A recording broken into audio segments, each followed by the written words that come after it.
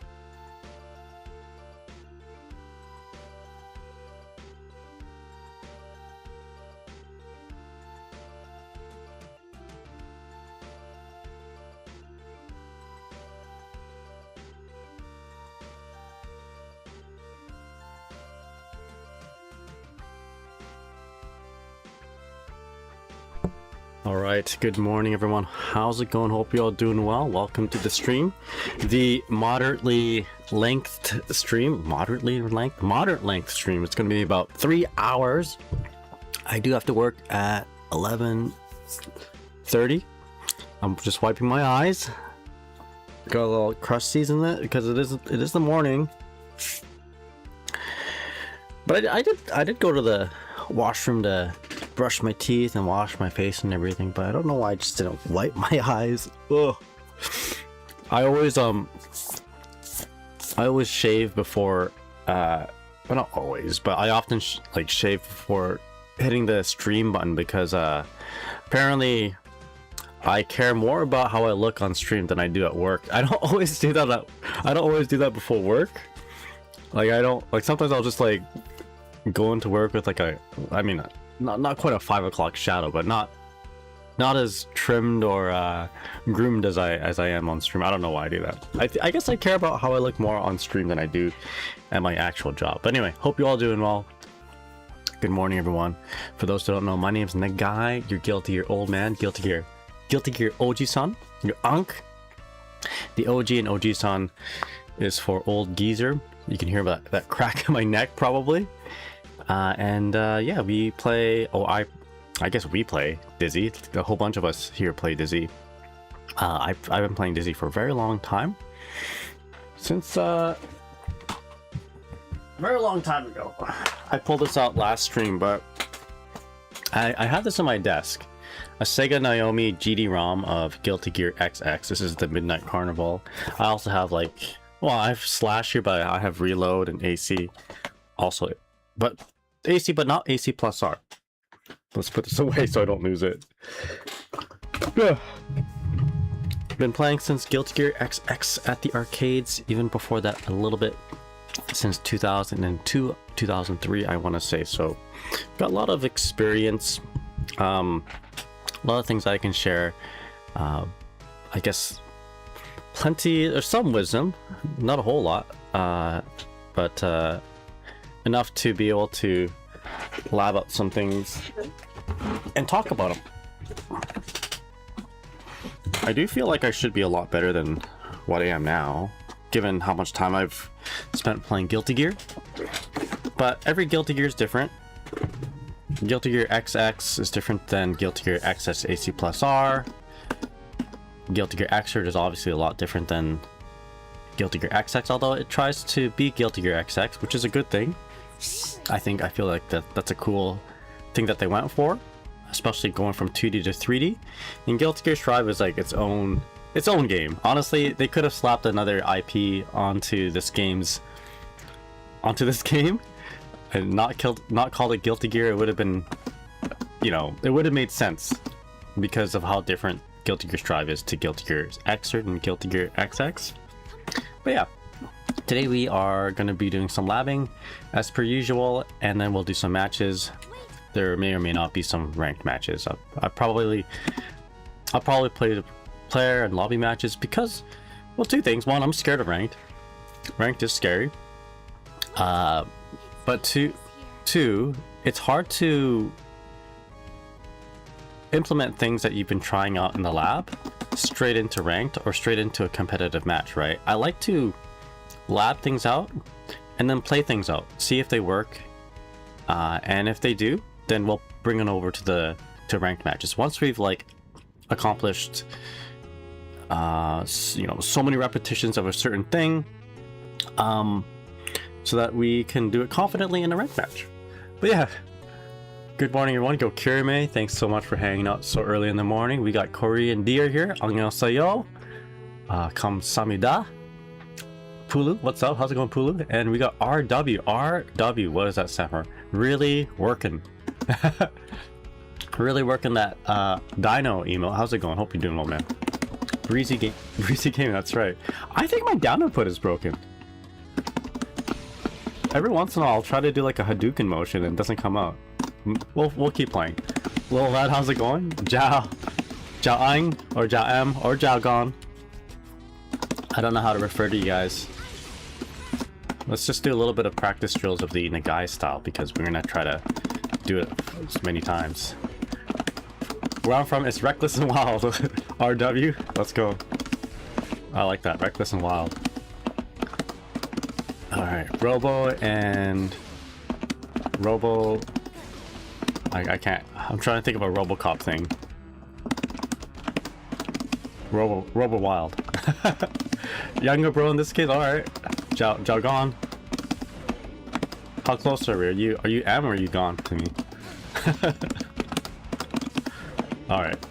Ideally, I like to do this with you know what's low-key, it is easier to do with just a double tap backdash. Ideally, I would like to do it with just one tap of the dash macro. Alright. But if I do that, it's not as consistent. Well, you know what? I should put the... What is this? The Guilty Gear thing is too far up.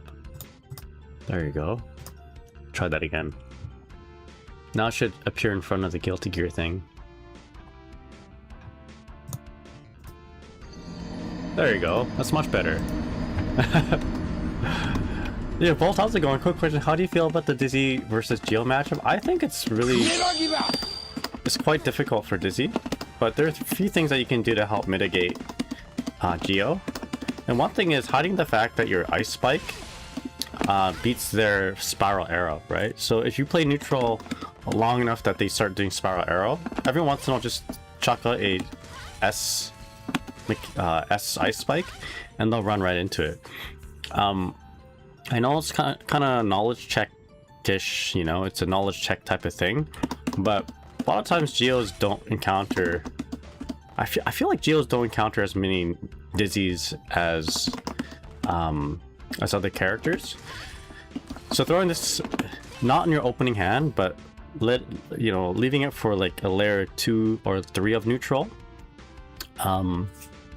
Yeah, we'll shut her down a little bit, but it's still a little tough. Yeah, you got to make sure that you're constantly creating distance from her, and she's really good at like creating distance, closing in on distance rather. Avoid using very committal normals because she's really good at dash blocking and whiff punishing, right? So this 2D, I feel like this 2D should not be in like your regular repertoire of neutral buttons against Geo. Maybe swipe with 2S a little bit more. 5K might be a good option too. But yeah, you gotta be careful. It's like how you would deal with Milia or Chip. You know, you don't want to commit too hard with these buttons here. Yeah, there's Spiral Arrow. What's it actually called? I don't know. She's got like Portuguese names for her moves, right? Atemanhão. She's got Atemanhão. And she's got Abrigato. She can actually dash block. Yeah. It's tough. Oh, you like the music, eh? This is UN Squadron. I decided to put in other songs than my usual. I like UN Squadron music a lot. I was thinking like if I ever had like a Maximilian type of intro, you know how like Maximilian has like, is it Sakura's theme? It'd be like music from this game instead. Okay. But let's practice this a few times in an actual setup. The arrow is Corsica forward K Trovao. I like Spiral Arrow better.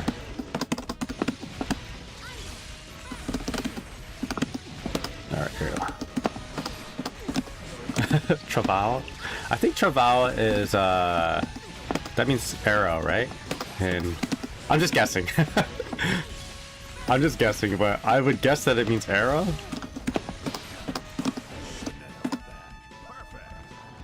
Have you ever played Street Fighter competitively? Not competitively. Unless you're talking about Street Fighter 4. I played Abel.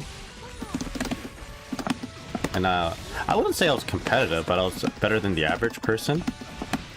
Like I was able to do Link's was his like crouching kick into standing heavy punch Link pretty consistently. Eggs bonus, how's it going? My neutral needs work. You and me both, my friend. Actually, all of us probably need work on our neutral, to be honest. I don't think neutral is something that we should all be satisfied with. You know, it's always something that we need to be constantly working harder to get better at. I find.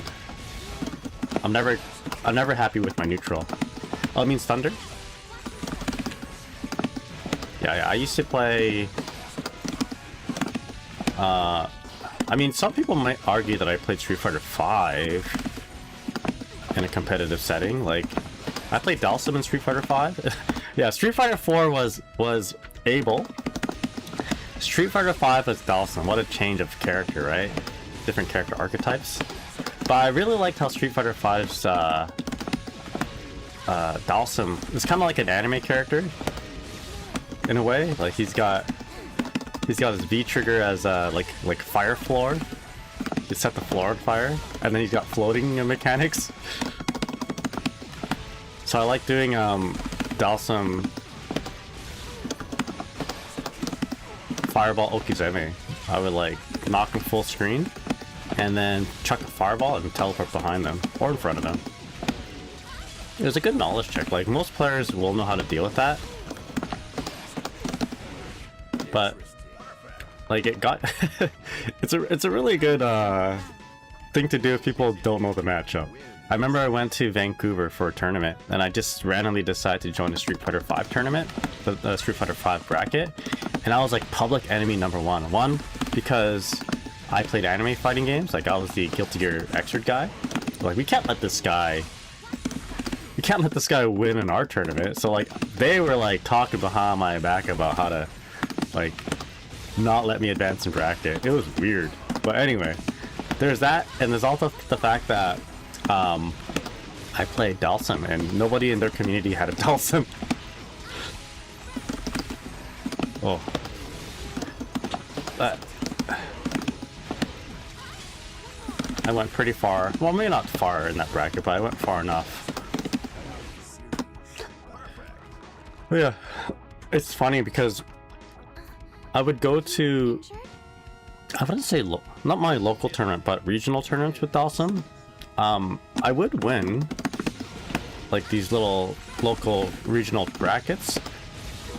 Like I'm not talking about like the local game store, by the way. Like I drove 8 hours just to like play fighting games with people.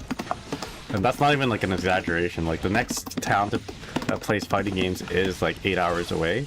Just one of the things about living in a rural Canadian community, right? And I just wanted to inject a little bit of like Guilty Gear love into the community, right? At the time it was Guilty Gear Xrd, so I would bring my setups for Guilty Gear Xrd and I would play with people. But then like the only game that would be actively played there is Smash Brothers and Street Fighter. So I would join both brackets. I played Snake in Smash Brothers.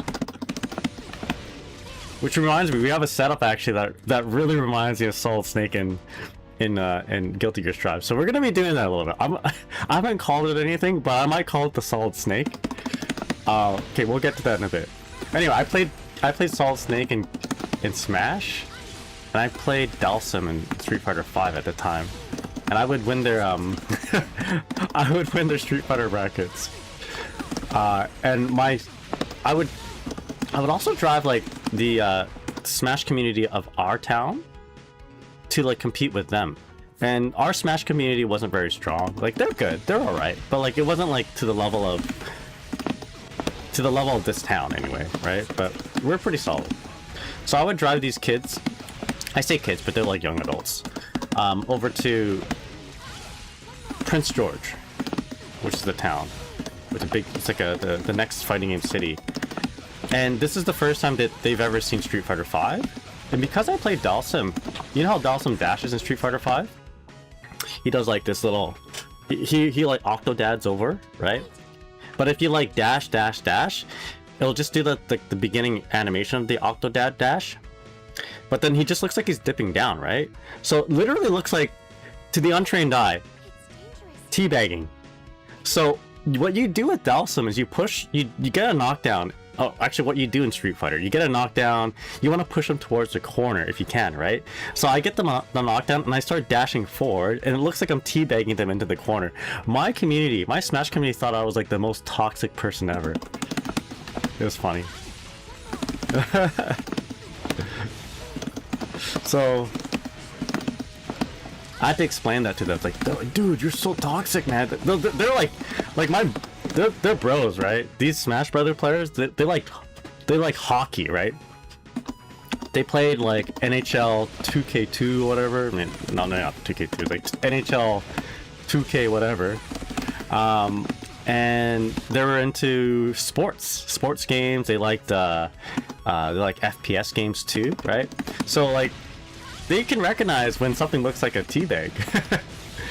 But they're like, yo, he's teabagging him. Yo, I didn't think he was like that. You had that in you, because you know I'm driving these young adults, these kids in my eyes, to this tournament. I'm like the nicest person ever to them, and all of a sudden I'm just teabagging everybody. I didn't mean it. They loved it though. Anyway, hope you're all doing well. Those are good times. We would, and because it's like in Canada, right? Rural, remote Canada. Oftentimes we drive around winter time. It's like January, February, maybe even earlier than that, like December or later in the year last year. And like it would be like we would have to avoid moose it was scary driving in the winter time. Like there would be mooses on the highway, licking the salt off the ground. And sometimes because like we had to drive after work, and for me after work was like at 5 p.m. we would get to Prince George at around like 2 or sometimes 1 or 2 a.m. and all the while we have to like dodge moose. Like that sounds like an exaggeration, but it was just true. It's true. I wish I was making that up. Anyway, hope you're all doing well. What's up? There you go. It's showtime. You're right.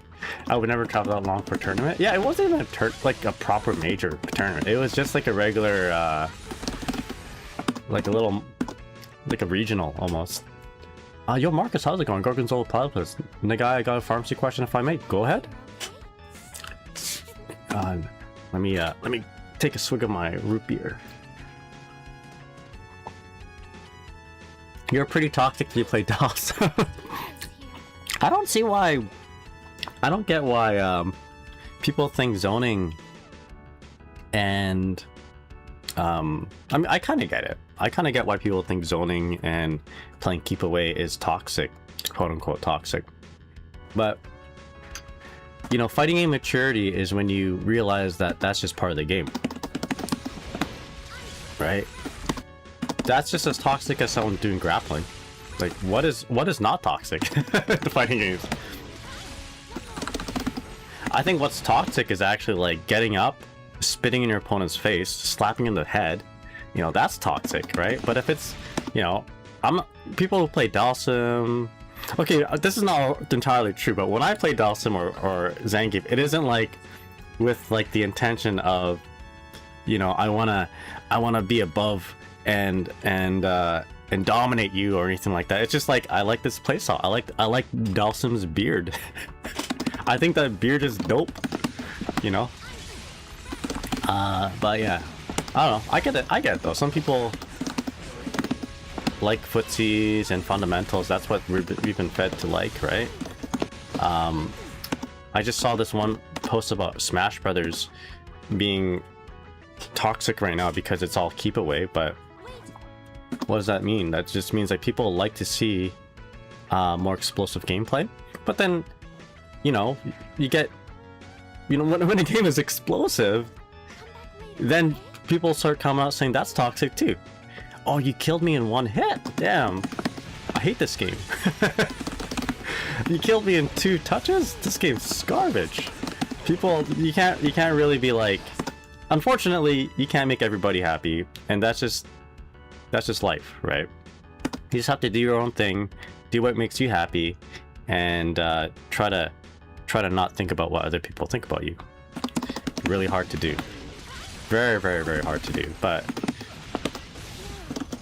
yeah, that's life, you know. You can't make friends with everybody, and that's okay. It's not like I like everybody, so I can't expect everyone to like me, right? It's not even zoning, it's just Dalsim. Yeah, Dalsim. Yeah, Street Fighter in general is toxic, don't you think? Like, when you win, you have the win pose, you know, freaking DJ writes in your screen, you know, Dalsim, or not Dalsim, E-Honda, like, right in your face, like, come on, man, get out of my face, I just lost. You know, be like Guilty Gear. Dizzy wins and she's like, are you okay? Actually, that could be toxic too. That's like the Canadian toxic. I'm sorry I beat you. I'm sorry you lost. I'm sorry you didn't train hard enough. Anyway, hope you're all doing well. What's up? Okay, so this is the general thing that I've been doing. But we have to practice other methods. This guy's Canadian confirmed. Yo, a lot of characters in this game like the ice mechanic, right? Obviously, Dizzy. Actually, I can only think of one character, really, Dizzy. Well, actually, there's one more character. Testament, hear me out. Testament's // Slapshot, right? Testament likes hockey, confirmed. So Kirimi says zoning isn't toxic. It's not even zoning, it's just Delsum. So Kirimi says for people who can't handle rushdown. Yeah, I'll read that in just a sec here. Marcus, you can play Gilly. That are good charge characters. Yeah, Chris, how's it going, man? What's up? Zoners are the most hyped people. Just can't accept it. You didn't lose to me, you lost to yourself. And I'm sorry. I'm sorry you lost to yourself. This key is Canadian, confirmed. There we go. So Gargons of House says I take 300 milligrams of fluoxamine daily for anxiety, but I'm afraid of time blindness from my ADHD and taking an extra dose because I forgot I had her. Oh, that's a yeah. What overdose symptoms should one look out for SSRIs? So yeah, fluvoxamine, I forget the specific nuances between the other SSRIs and fluoxamine. So there's fluoxetine, there's sertraline, there's paroxetine, and fluvoxamine isn't actually prescribed as often due to I believe it's more drowsiness to it. I apologize. Like SSRIs, like I know a lot about the different ones, but fluvoxamine I don't see it very often, so I don't know. I remember my like I often am on the call with like one of the psychologists or psych doctors in town, and I asked him, I picked his brain about fluvoxamine, and I can't, like, this was like 5 years ago. I can't remember why he liked it specifically for a patient, but there's a specific reason. There's a good reason. But from school, anyway, you don't see it as often because I believe it has more anticholinergic side effects. So dry mouth, drowsiness. But let me just look this up real quick. I don't want to feed you like off information. Where do I look? I don't have my resources right now. So we're gonna have to check something. Flux. So generally speaking, it's side effects of SSRIs, and what I would be more concerned of is like the half-life of these SSRIs. Generally speaking, if it's a long half-life, if you forget, then just wait for the next day. I would say that might be okay to do if you forgot that you took it, and then just make sure you set an alarm to take your medications or use blister packs or something like that. Use a little reminder. The medications, the SSRIs that you want to be concerned about are sertraline and paroxetine if you were on it, because those ones have short half-lives. Fluvoxamine, though, I gotta find out. Hold up. So half-life means how much time does it take for half the medication to get eliminated from your system. It doesn't mean it's like after a certain, if the half-life is like 5 hours, that doesn't mean like after 5 hours it's out of your system. It means you have to wait 7 or 8 half-lives for it to be like clinically out of your system. So not the best way to search up information, but just because we're at a time restraint, and honestly, I will follow up with you. Just send me a DM, I'll follow up with you for real information. I'm not on the clock right now, but it seems like the half-life of fluvoxamine is somewhere between 9 to 28 hours. So let's just take half of that, for example. Let's just say 15 hours. It will take 15 hours for half the medicine to get eliminated from your system. And we'll just take a trusty calculator. So 15 times 7. So like you have to wait like 3 days for it to be depleted in your system, basically. Just so that I'm gonna cross-reference something, because I know for a fact that paroxetine and sertraline have shorter half-lives, and you need to be on the ball with those ones. So sertraline half-life is, oh my god, it's 24 hours. Okay, what the hell? Okay, I know these are the ones that you want to be. Okay, all right, so there's it's you know what,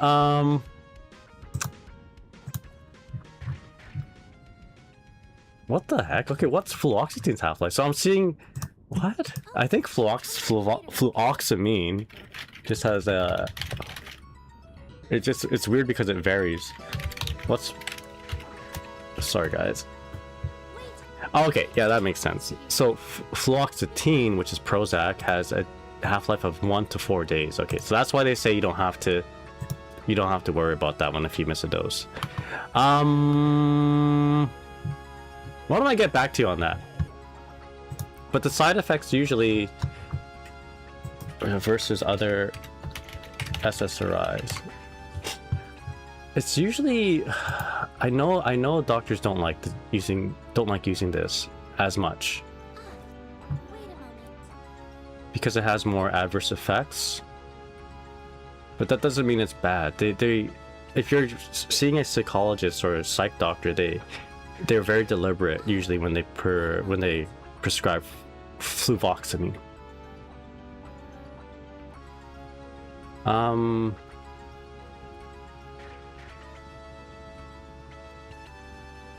That's a pretty high dose. Yeah, one sec. Yeah. Just send me a DM. If you have me on Discord,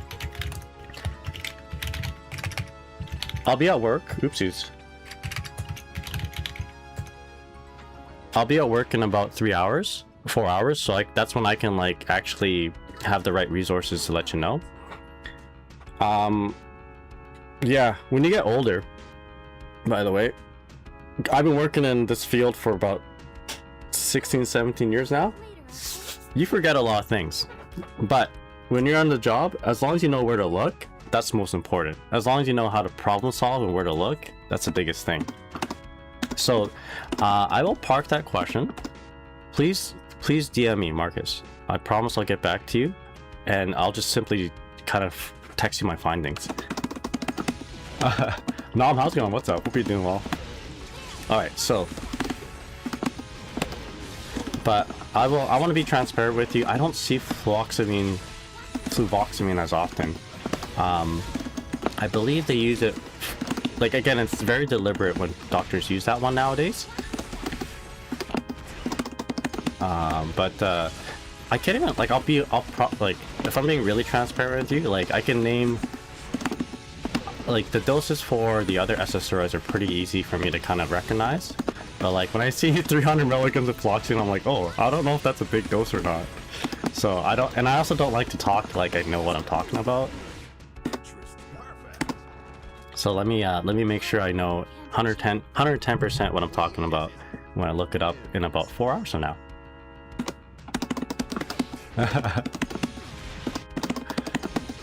You're a lab demon IRL too.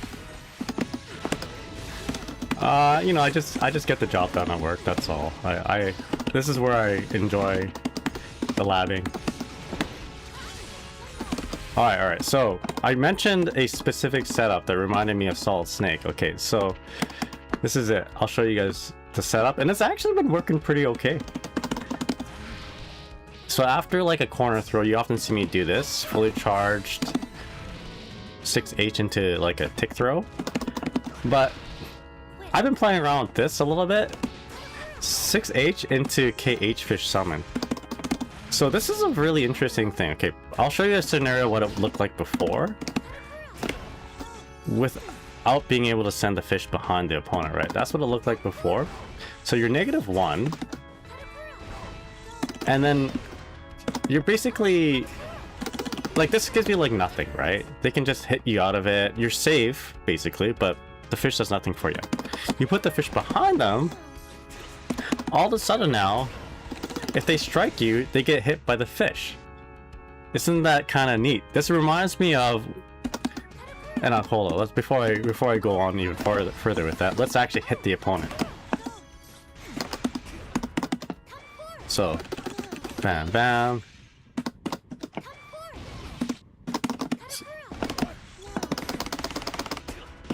Let's see if we can combo off it. Get the fish hit, and then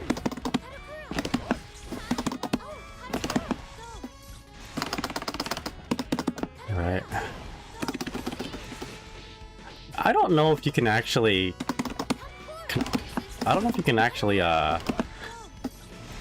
how do you say, convert off this though. Let's see. If I punch, apparently Dizzy's plus 16. Yo, Laven Solis, thank you so much for the sub on YouTube. Can you actually do anything here? I'm just gonna mash slash.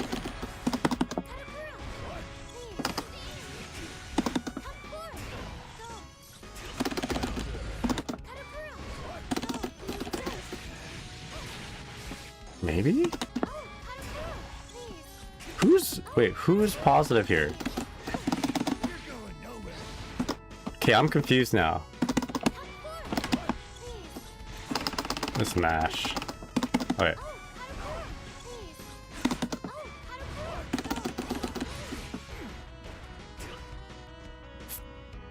Okay, you know what I'm gonna do? I'm gonna get the opponent to...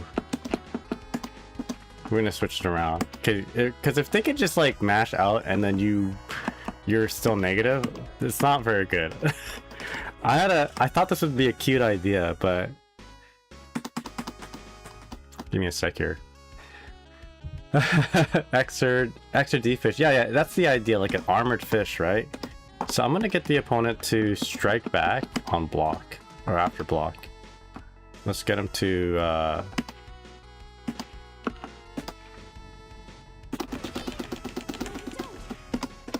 like that, right? Okay, good. The Emperor strikes back. That's right.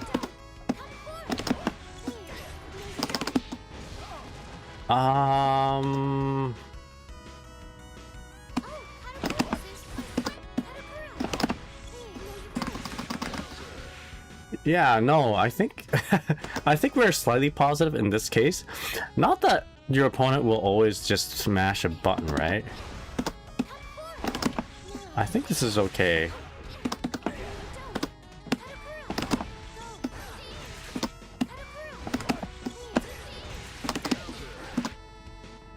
Okay, so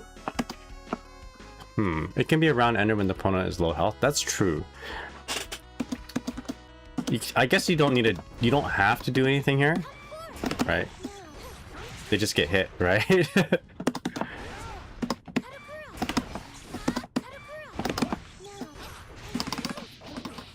So if I mash 2P here, I'm ahead of my opponent, but they can probably throw me. Whoa, could you imagine?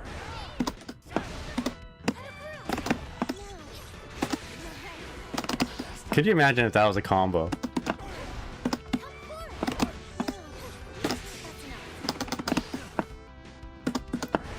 That'd be cool.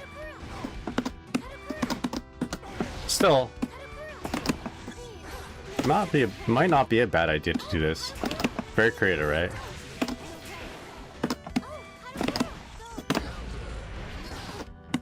I wonder if you could...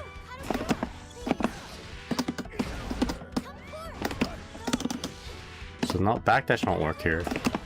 Anyway, the Salt Snake. It's like holding a grenade in Smash Brothers. And then you hold your shield.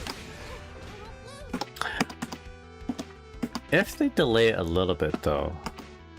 Let's see, maybe not just that move. Like if they don't just cancel into something, right? If it's just a slash.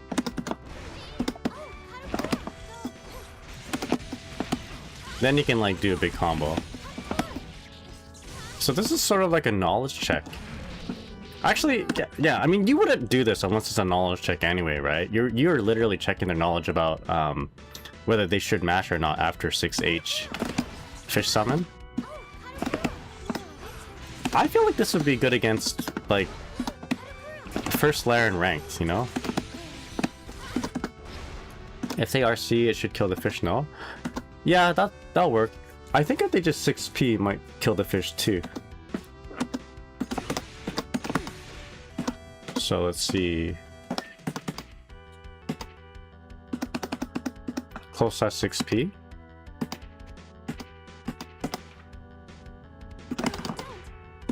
And then you can probably cancel it into like a bandit revolver. Yeah, there you go. So there's counterplay to this. It's just like massive knowledge check. You know? I think it's worth trying this out though. Okay, maybe not bandit revolver, but you know, the 6P will avoid it.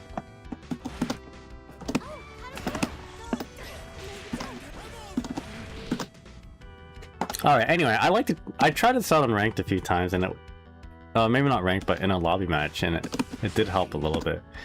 One thing though that I noticed is that players often freeze up when they see a knockdown into a fish, right? Oh, yeah, 6P is such a good defensive option. I agree. It is.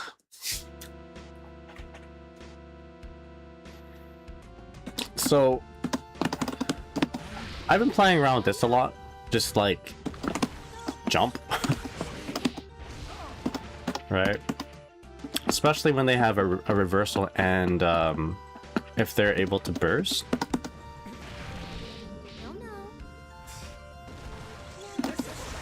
Right. If we block that burst, I believe we are +4. And then if we FD block it, we're +5, I believe. +2. I guess it depends when we block it. But generally speaking, I think we get 1 extra frame if we FD. I do this a lot. +2. +2 is better than plus nothing. So, and then of course the DP. The problem with this is that, like, you know, you're not doing anything right as they wake up, but a lot of people don't do anything. I've noticed that a lot, right? So doing something like this can be a little helpful, especially if you want to sort of make like a slightly defensive approach on your Okizeme. This is something that I do in plus R as well, right? If I really want to bait some reversal option, I will summon a fish right in front of the face after like ice spike knockdown. I'll dash up K and do like a KD fish or a KK fish. In this case, it's going to be a KH fish, right? And it frees you up for a potential mix-up. In plus R, you get 2 mix-ups out of this, by the way. And Guilty Gear Strive, you only get 1, but it's not a bad mix-up. Now, if I can just get like the cold slash 2H there, that would be nice. So they burst +2. The DP. They get, I mean, it's not the best punish on it. They block, and then they have to interact with the incoming mix-up, right? But again, the problem is if they know you're going to do it, they can just anti-air with the throw or something like that. With that said, I guess you could just watch out for the throw. Like, hold back and see if, like, watch out for their jump and then tech the throw. But they can mash, I guess, too. Or could they? Look at that. They can't even mash out of this. Right? Actually, I kind of like this. I guess if I was being very, yeah, this is actually not bad. What the hell? This is pretty good. Ultimate defense. I would just say react to the grab. Like, you should be able to react to that grab, right? Like, not as... The tech timing is pretty generous, isn't it? Let me see here. I don't think I'll be able to do it in an actual online match, but offline I think I can do it. So, Guilty Gear, Strive, throw, tech, window. It's a 1 frame start, throw tech, the same 2 frame window. Let's see if we can get some facts though. I was reading Reddit.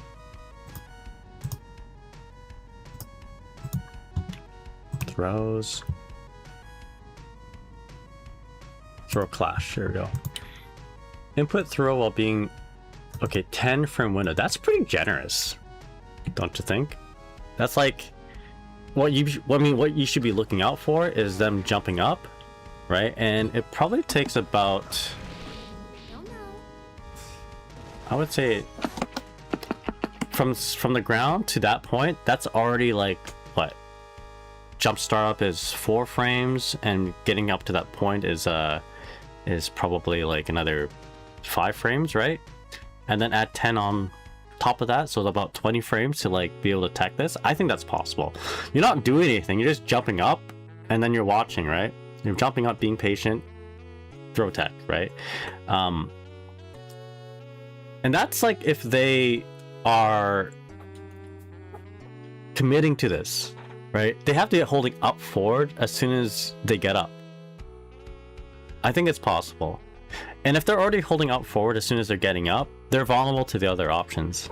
I think this is a good thing. I think this is actually not a bad thing. Yo, Mr. Nando, how's it going? Happy Friday. How's it? I hope you're doing well, man. Justin, what's up? How's it going? All right.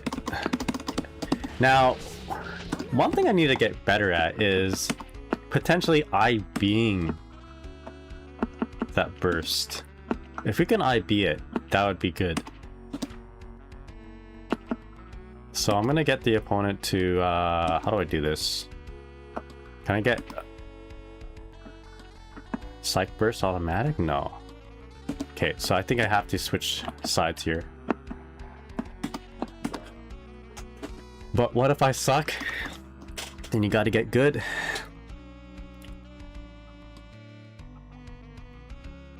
No. I'm joking. I don't think you suck. I think I think you got what it takes, their kid, to become the best. Never give up. Alright, here we go. Delete this. Be like Rocky. If I can do this, you can do this. Alright. Block that. Negative. He's -2. So if we block it and IB it, if we IB it as we get up, we can throw him. So can we? Is this possible?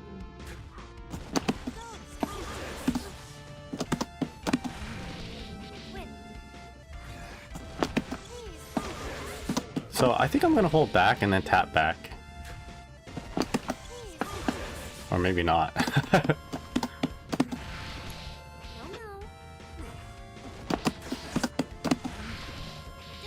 This would be a fun practice.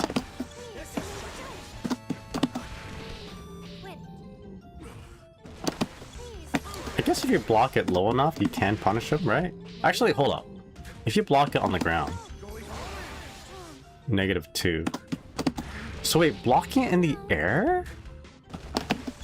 Depending on how you block it, gives you more positive frames? That doesn't... That goes against the conventions of Guilty Gear Strive, I feel.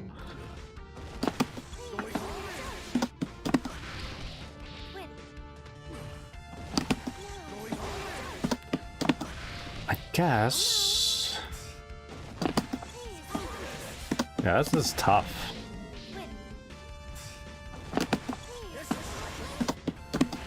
I guess I'll tap up, right? I'll like push up, let go of stick, and then tap back. Is this possible? You can't block this. Yo, Mount Fuji, what's up? Hope you're doing well, my friend. I've never traveled to Mount Fuji. I don't think I hear it's like not as I hear that it gets romanticized a little bit too much. But it'd be cool to travel up to Mount Fuji. Go up it at some point.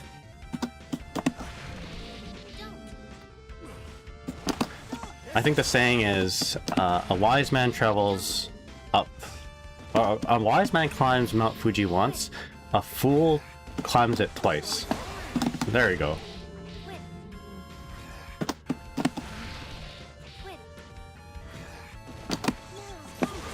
We'll do it once on this side now. Mr. Neblev says, I've seen Mount Fuji from the Shinkansen, but that's about it. You've been to Japan, Mr. Neblev? That's awesome. I've seen Mount Fuji from Mount Hakone. And maybe at a distance from like Tokyo Tower. But... well, this is tough. This would be a cool practice though. Although I guess people would not... we'll have like very wake up burst timings.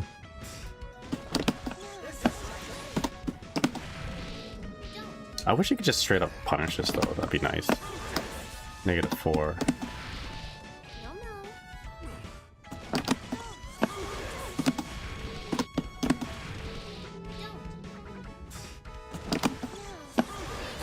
I guess I have to just be at peace that I'm paused on block here.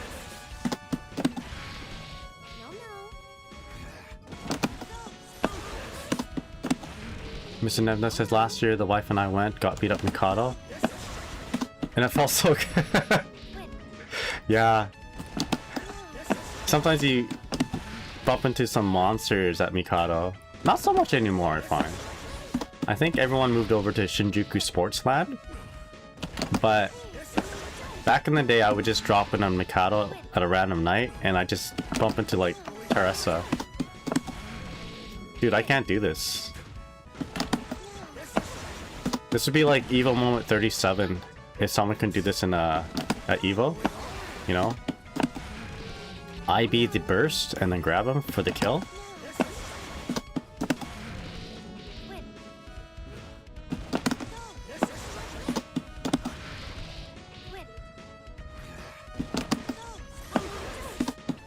Okay, I'm doing it obviously too early.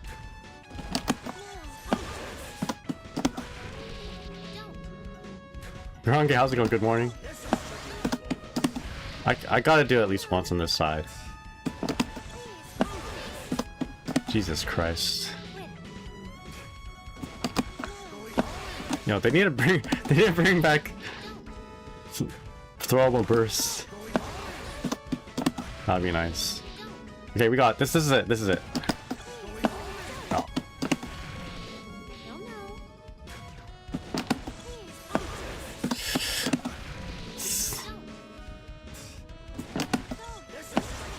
Man, I must be doing the inputs wrong. No, I'm just doing it too early. Okay, we got this time. Got this time. Shit. One more for real. Okay.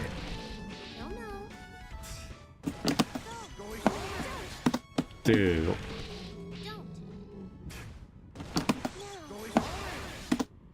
Okay, we got it once. We got it once, okay?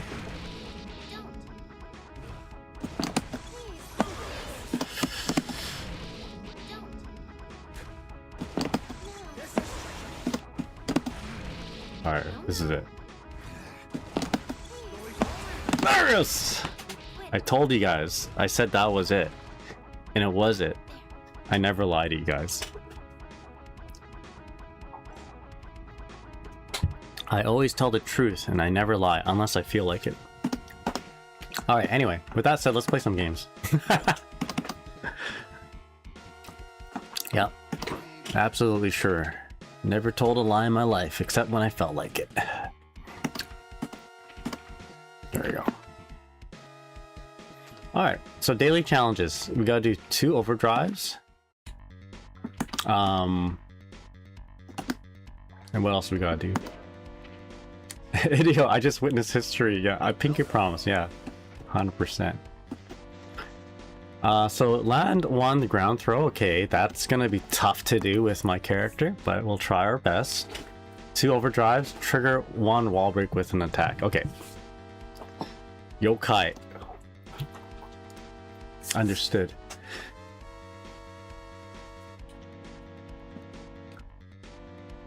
Yeah, they have season pass now. Let's play against a Ram. Rams are like Johnny. Always dangerous, no matter what. What's up with that wanted poster? Let's go. Yeah, Rams are very dangerous no matter what level they are. I would say more so than Johnny's. But Johnny's like, if you let them get close and let them do their game, they'll just blow you up. Like, if the opponent knows how to TK Misfiner into RC and then stuff, then it's like that Johnny is dangerous. The soul. It's a soul wanted poster. Johnny's way cooler than Ram. I think objectively, yeah. Like you see all of Johnny's, like, you know, he's just a cool guy, right? I think Ram is cooler, can be cooler in a different way, but objectively speaking, you know, if we're counting all the you know, aura farming points, I think Johnny does appear on top, you know. But I think Ram's got some cool points. I personally think Ram is cooler, but you know, if we had to ask like 1,000 people whether they knew about Guilty Gear or not, which character is cooler, they're gonna pick Johnny. He's like Johnny Bravo, man.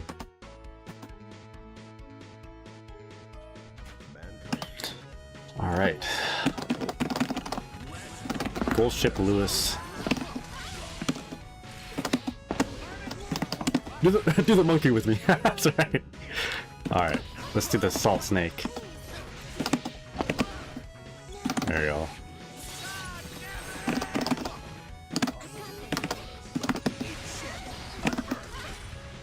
Tell me to eat. She just told me to eat shit. Oop. Actually, I like that. That's actually one of my favorite lines from Gold Lewis. Die, fish. Oh. It's okay. It's okay because he doesn't have white walled assault.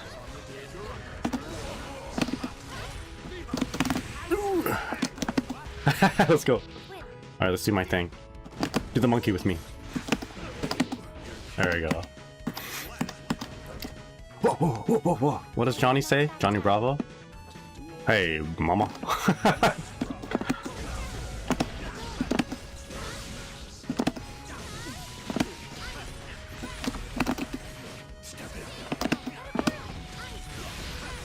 Oh.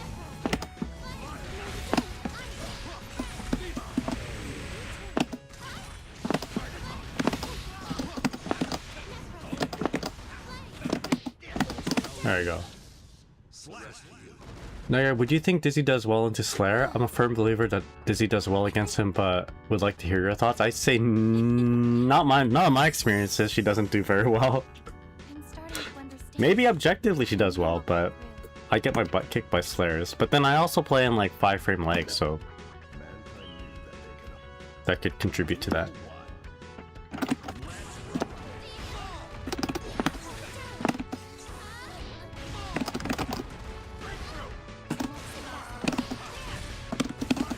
Oopsies, that's supposed to be a JD, not a J4D.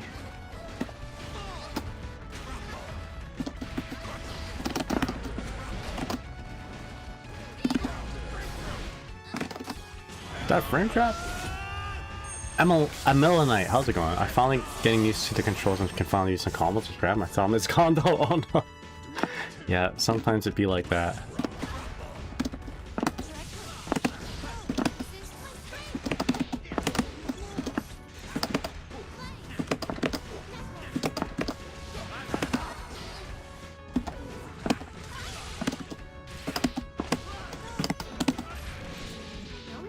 Do the Solid Snake. Or not. Is Ramathal a technical character? I would say she's not so much. I forget if Gold Lewis has a 9-frame reversal or not. I just went for it.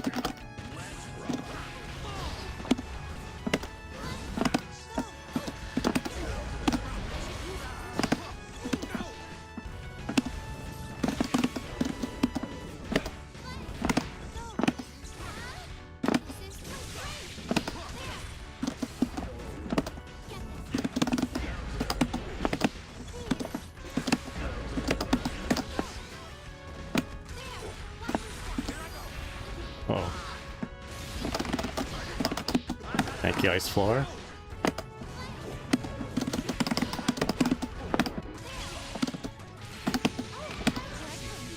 Let's go. I think she's pretty simple. I think I'm just not a fighting game player.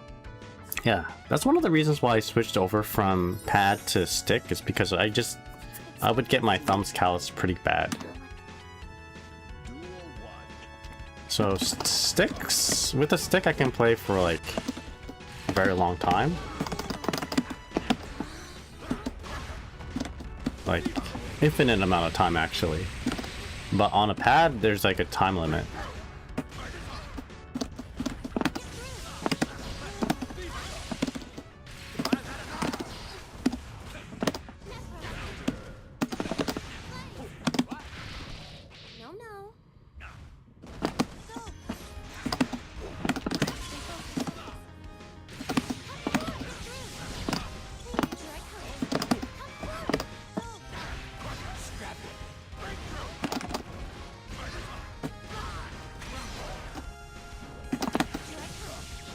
Oh shit.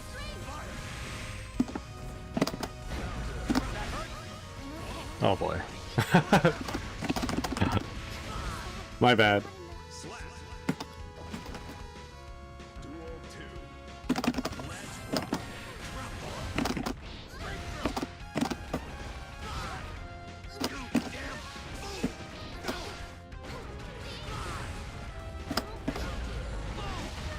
I made a foolish decision of pushing a button. Okay, no worries.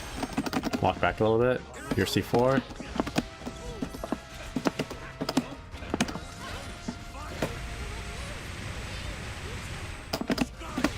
Shit. He had more bullets? I thought he'd like use it all up. That's right, foolishness, Nagai, foolishness. So that far side just kicked my ass, but then I guess it could do other things. Yeah. How often have I got Tim Hortons? Lately, pretty often actually. I got like, I've been getting it like every second or third day.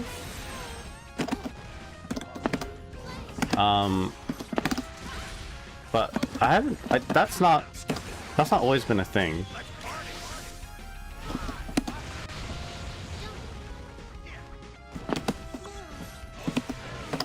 Like, I never always got Tim Hortons like that. Lately I've just been enjoying some Tim Hortons items. Like, oh shit, nice. Like, I've been liking their cold brew. Hazelnut cold brew, so I get hazelnut cold brew with chocolate syrup. And I've been liking their tarts.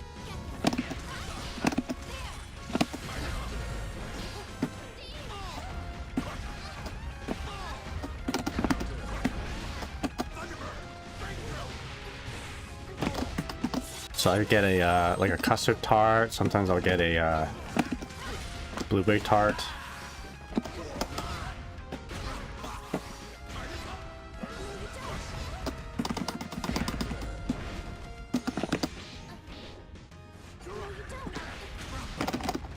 Done.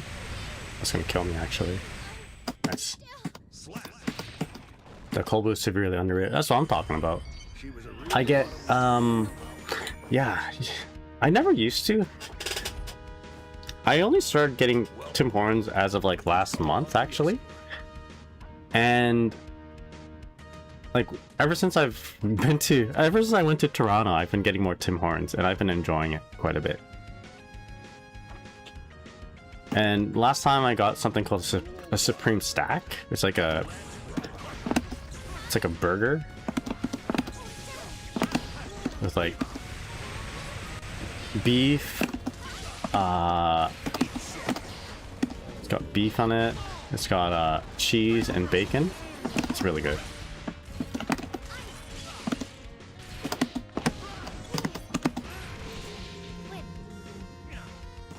Try this again.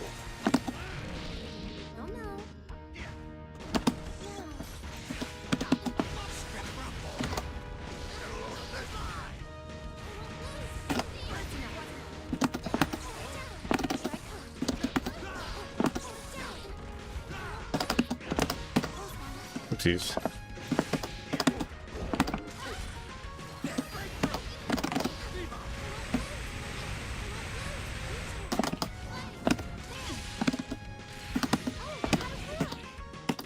Does he have low typhoons? He does, yes. Gotta be careful.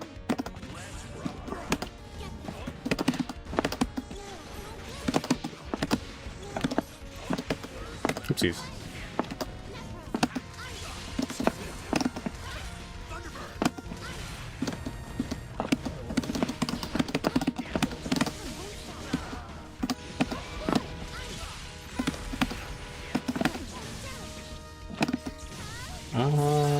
This might not be ideal. I'm gonna back off. Alright, we're good. We're good. Yeah. The behemoth typhoons can be low or they can be high. And Millenite says, I did get sick before, but it was too loose and it was heavy. Playing felt exhausting. Having to keep up the posture and the heavy arcade on my... Yeah, it's not the most, GG's, man. It's not the most comfy way of playing, I'll admit. Oh, this guy. Thank you. Chrisan, how's it going? What's up? Like, you can't just lay on your couch and play on a stick, or play on a hitbox or whatever, or leverless. But you can with a controller. So that's what I appreciate about the controller. It's also very portable. But using the D-pad, for me anyway, was just rough on my thumb. So I stopped doing it. I moved on. There are other reasons why I switched off of a pad too. Back in the day, you couldn't really do a good instant air dash on a pad consistently anyway. So I just yeah, I switched to arcade stick because I can get more crisp instant air dashes with it. The viewer count is kind of messed up. There we go. Nothing much, still progressing through ranks, finally established a foothold in Diamond. Let's go. Soon I'll hit Vanquisher, immediately get hazed into losing 200. That happens, but you know, those are points invested into your skill. You'll get better. Every lost point is a like every lost DR is a point in an ability, you know? You're trading off. Oh my goodness. You're trading points like in Dark Souls for more tributes.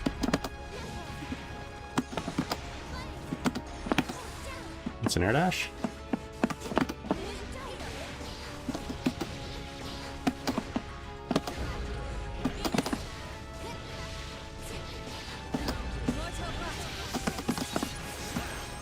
I believe the list is the most competitive. Yeah, lever list would be the most competitive. No doubt. Just need to get to the other side. There you go. We're good.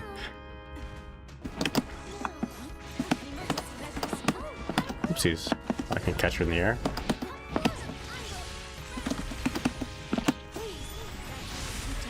The Ram performance of Alvarado. Yeah, we can instant dash.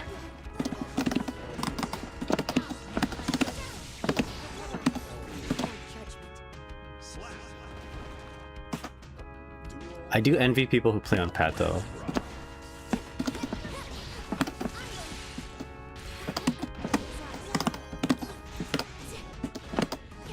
as it seems like seems like a very comfy option.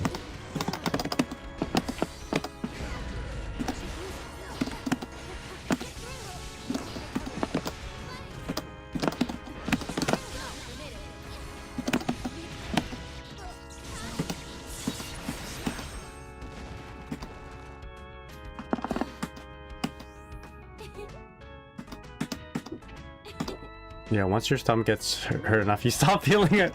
That's true. Do you play on the analog? Oh, that's right.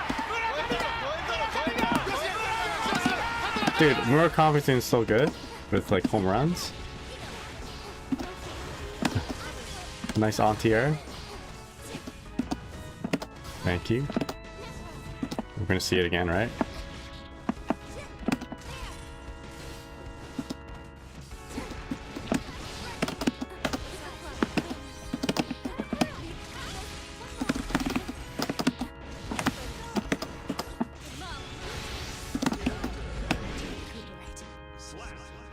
Couldn't get behind with that super jump.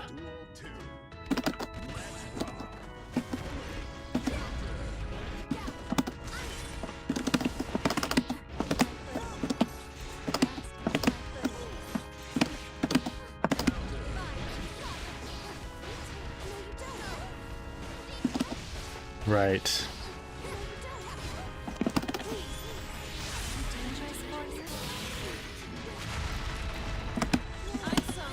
What?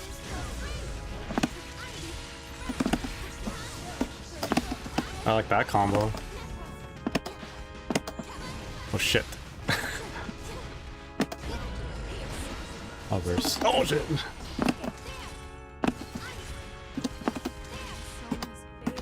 That was a cool combo. The counter hit Mikhail's sword.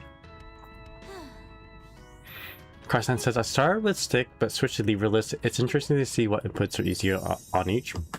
I can't get used to like the thumb being the up button, like, you know, but I also think it's the superior competitive device.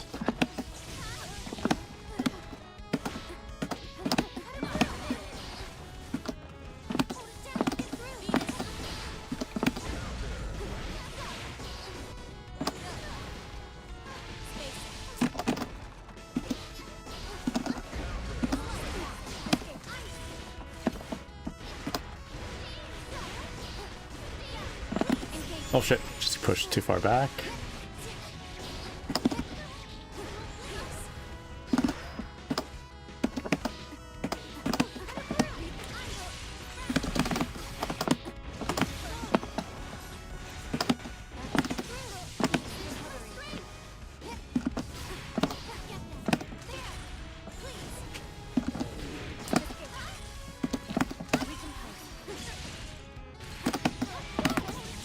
There we go.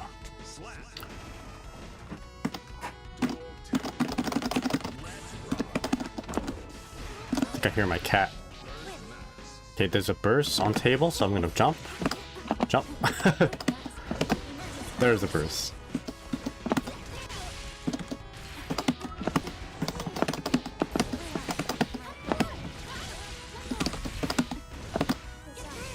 Uh-oh.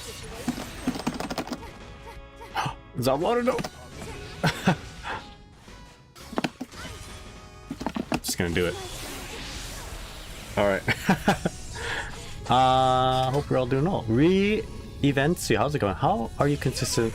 How are you so consistent with fish inputs? I always end up not getting the extension input, and I typically press cortical back kick and then S or H while holding 4K.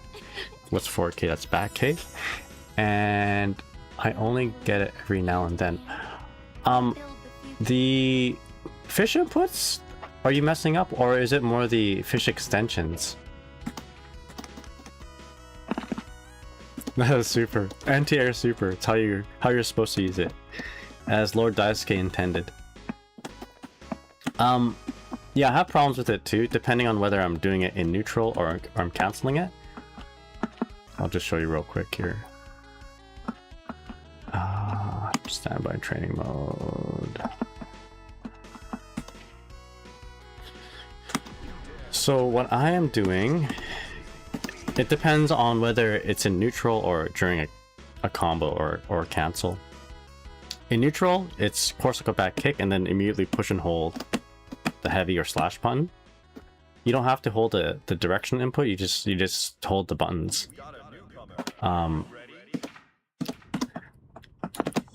So see my inputs here, so it'll be like bam bam, and you get the fish out, right? So simple like that, but it gets a little complicated when you do it from a cancel. Sometimes if you do it too quick, you get the McHale sword, right? Oh, I'm not doing it quick enough. Anyway, you probably get it. Right, you accidentally get a McHale sword. So what I've been doing is I've been slightly delaying my summoning. Wow, I'm getting it all the time now. I guess maybe my muscle memory has adjusted to the changes, but sometimes you get something like that, right? 2K 2D into McHale sword, not the best thing, especially if you actually got the hit confirm and you want to do a fish.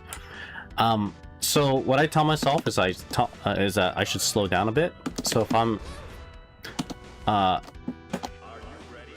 sure, we'll play this Johnny. If I'm doing it too quick, then the McHale sword comes out, so I need to tell myself to slow down. Sometimes though, if you push and hold both buttons at the same time, like kick and slash, you'll get the fish input. Like that's how it's supposed to be, right? And during the cancel. But then but every once in a while the slash input overrides the fish if you do it that way, because if you slightly delay one button, the next input overrides the previous. So you have to be like super precise. Like I would do that if I had like a macro for slash and kick, or slash and heavy, or sorry, kick and slash or kick and heavy. But I think the bottom line is just slow down your inputs. Slow down the fish input, but you want to be tight with the extension input. She's like a bond. Oh. I tend to get a sword and regular fish. Okay. And then there we go.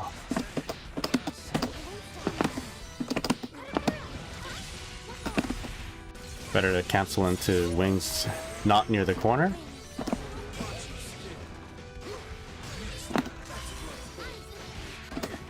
Oh, super. The worst for me is dash Corsa. Yeah, after a throw, me too. You get 2k OTG and then the McHale sword. Yeah, that's the worst for me. How I fix that, Crysen, is I asked myself, was that ever an issue back in 1.0? And maybe it was when I first started playing Dizzy. Maybe it was when I first started playing Dizzy. Until I cleaned up my inputs. Okay, that was supposed to be a fish, by the way. And by cleaning up my inputs, what I mean is like, I just practiced it, right? In 1.0. I'm like, I have to think a little bit. What am I doing wrong? Why am I getting OTG 2k? And shit. And I'll make mistakes like that, unfortunately. But you know, eventually you get to a point where you're like, okay, I'm doing core circle forward back kick and it's coming out every time. So I got to a point where it was consistent. But when 2.0 came out, I was back to where I was before. I dashed up, I did 2k OTG, then summoned fish. I'm like, that's weird. That like I'm doing it too quick. Just that the whole thought of pushing that heavy button right after core circle forward kick threw me off, right? So then what I did was, okay, I had no problems doing dash up, summon fish. Dash up, summon fish was no problem. Just practice that motion. Practice it 10 times, do it 10 times, like no problem, 10 out of 10 times. And then tack on the heavy. And if you're still getting the OTG kick, OTG 2k into heavy McHale sword, think about like, okay, I'm just gonna focus on how it was before and then add on, you know? And that, for some reason, helped me with my execution for that, to stop it. But I still do it every once in a while. It's just not as bad as it was when I it wasn't as bad when 2.0 first came out. There we go. Yeah, smooth and fast, exactly. Slow is smooth and smooth is fast.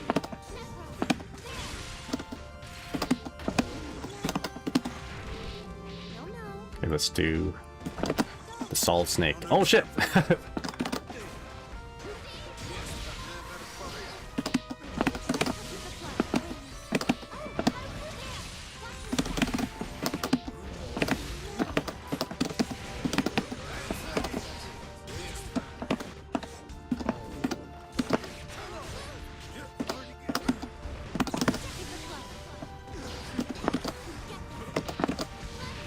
There you go.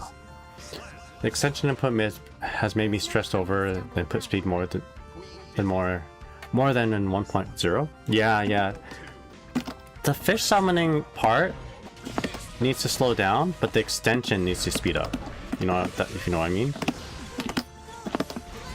And I think over time you'll just develop the muscle memory for it. The more you play, the more you think about these sort of things, right? Okay, let's try again. Solid snake. Oh shit, too far?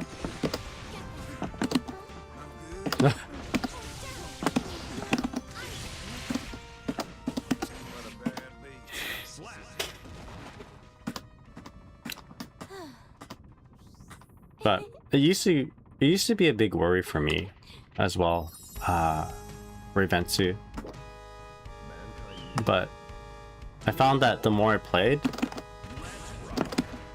it just kind of went away.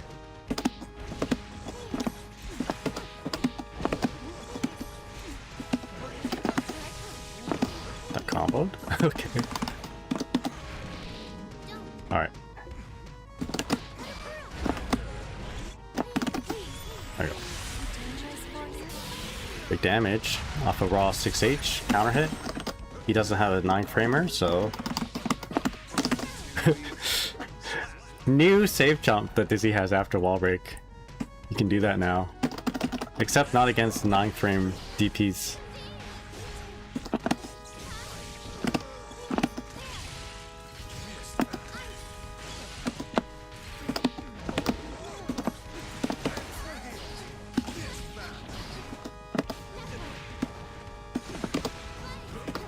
Can it be 6 speed? I thought it can't. Okay, we'll test it out.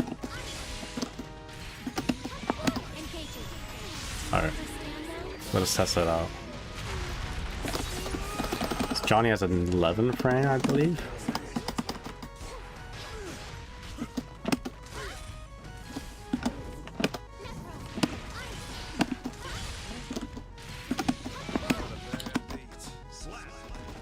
Let's test it out. I know that air dash back JH, like a low one, cannot be 6 speed in the corner. Alright. Oh, excuse me. Actually, you know what? Not a bad time to do a little... Okay, let's test it out. I need to know for sure now.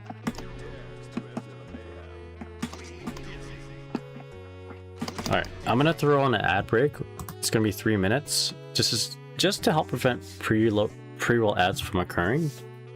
What drives me crazy is when you raid somebody or somebody raids you and immediately everyone's get hits with an ad. So I'm gonna just roll an ad right now to prevent that. In the meantime, I'll be doing some labbing. I won't be jumping into any matches, and if you guys want, there's also the YouTube. If you have YouTube Premium, for example, then you don't see any ads. All right, for sure.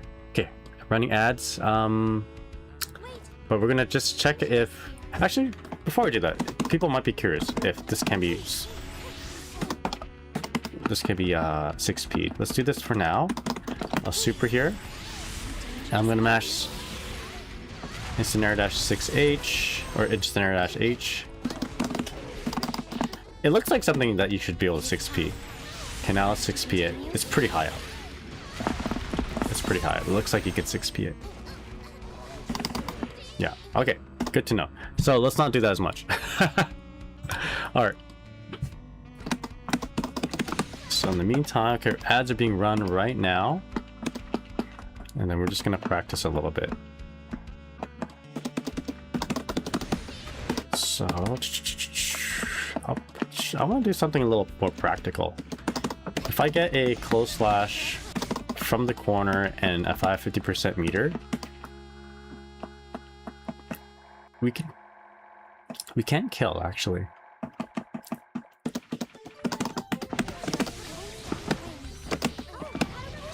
From here.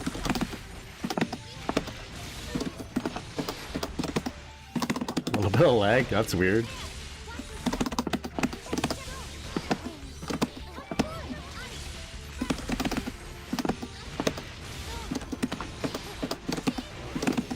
There we go. I think I'm getting a little bit of... I need a new PC, I think. Every once in a while it chugs.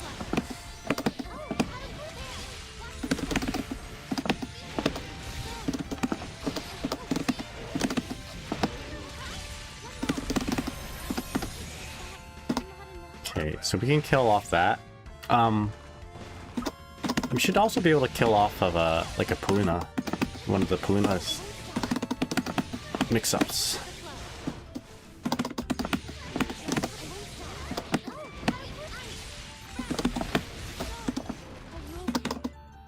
Let's see. I need a Wings of Light here. Gotta create some space. That should be good.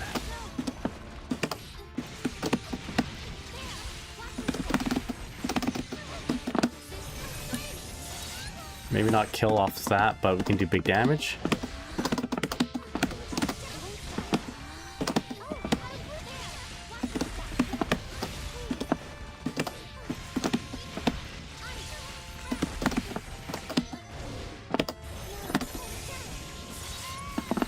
I mean, at that point, we've probably done significant amount of damage.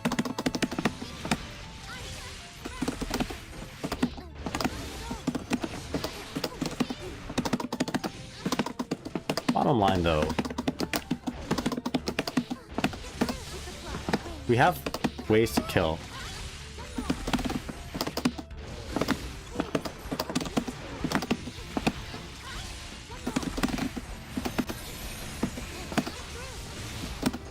Shit, messed it up. But that would have killed on the wall stick. I'm having trouble with managing my spacing. My real estate, basically, if I'm too close to the wall or not, and I guess when I should be when I should be doing a side switch or not.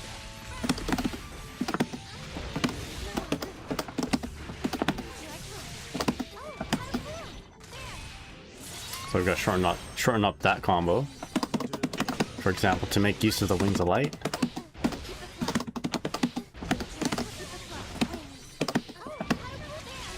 That's too far. If it's too far, I should just go for the Paluna type mix-ups, the Snow White mix-ups. Got me thinking, actually, if we do go for one of these,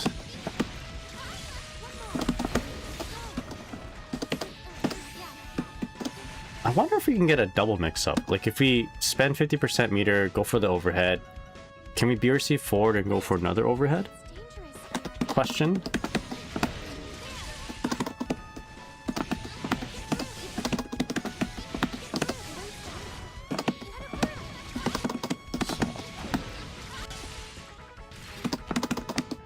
So let's see from here.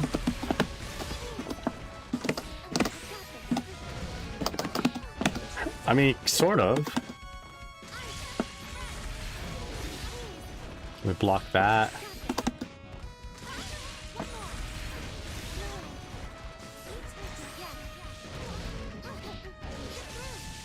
I guess so. Huh.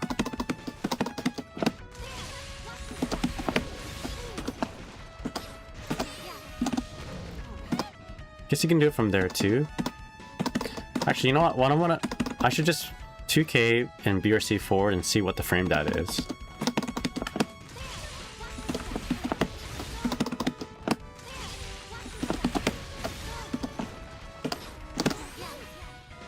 Plus 28.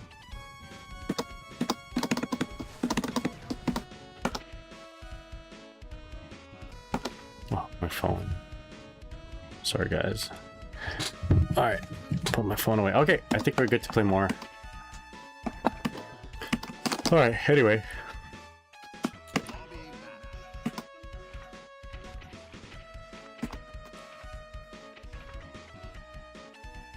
Okay, so don't instant dash after instant dash JH after wall break. I mean, I guess you could, but you can't get. I mean, your opponent can't 6-speed. It's not gonna like 100% counter it, but you're gonna lose your turn. So let's not do that.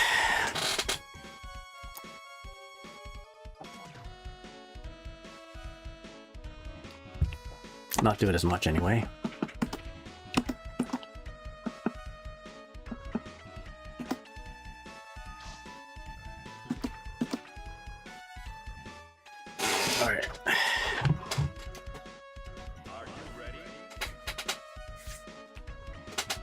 Soul good man.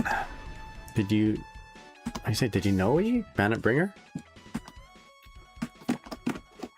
Better call Soul.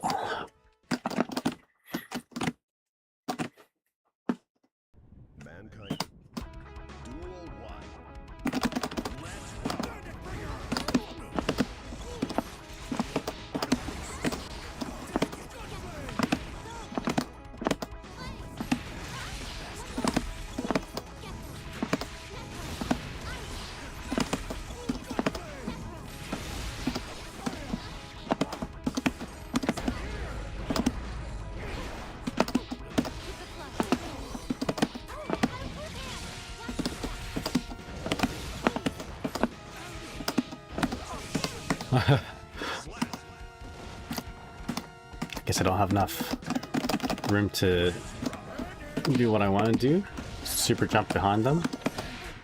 Okay, so thinking about maybe trying other things then. If I'm not far away, maybe I'll just do the Paluna.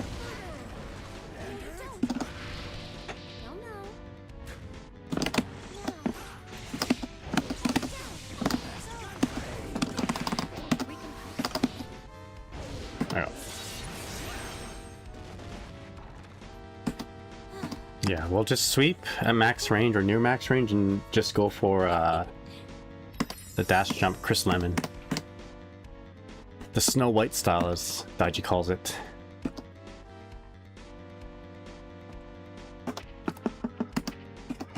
Oh, excuse me.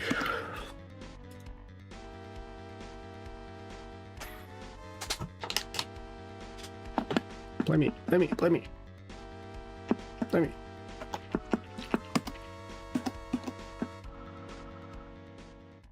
I'm really liking the just jump. Just jump after a throw. Are you ready?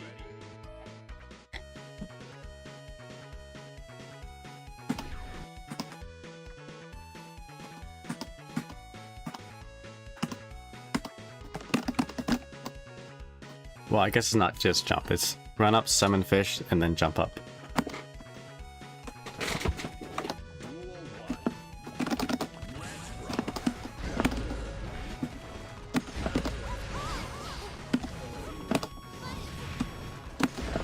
Oh my goodness, so many counter hits.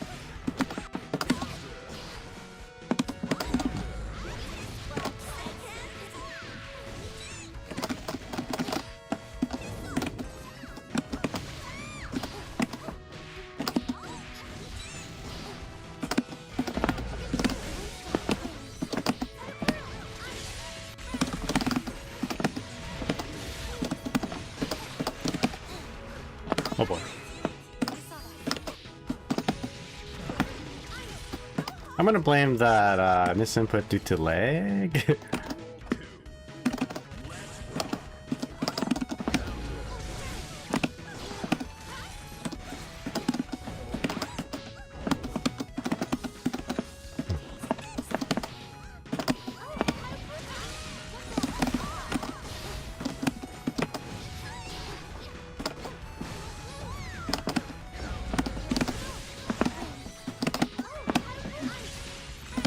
again.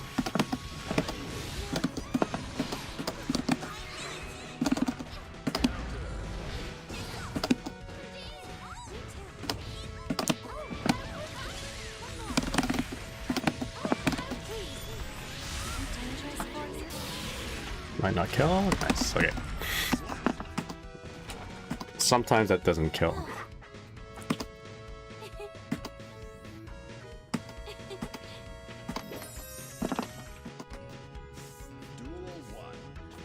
Yeah.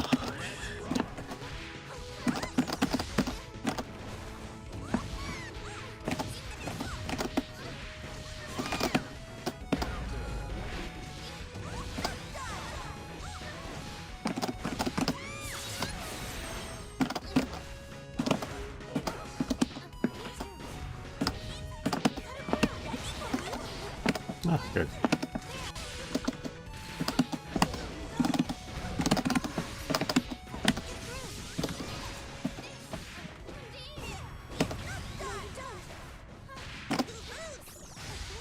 Dick grab. Duel 2.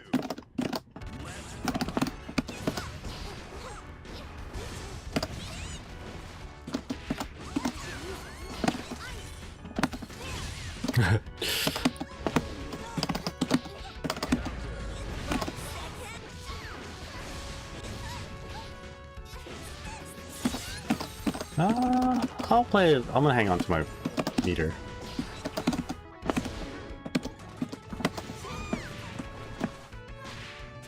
I can throw. It's gonna kill her, right? No. All right, now we use her meter.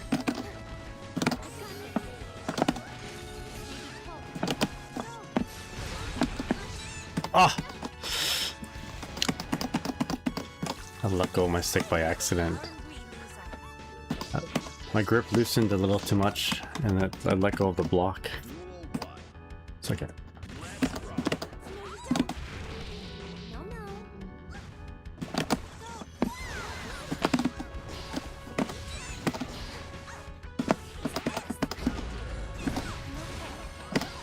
Oof. So much lag.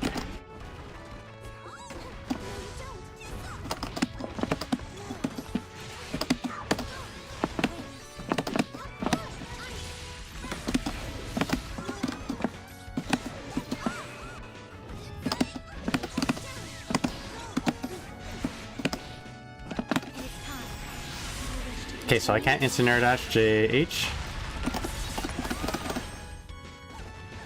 I'll do it anyway. Shit!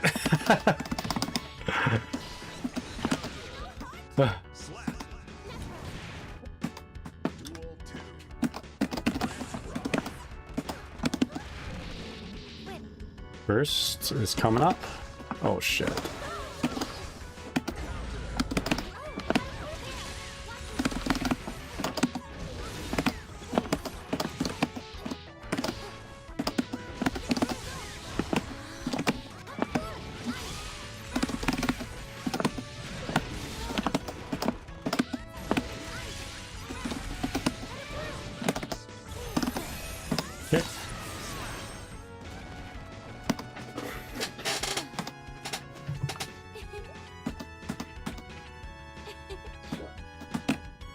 I shouldn't play another one with this leg, but we'll do one last.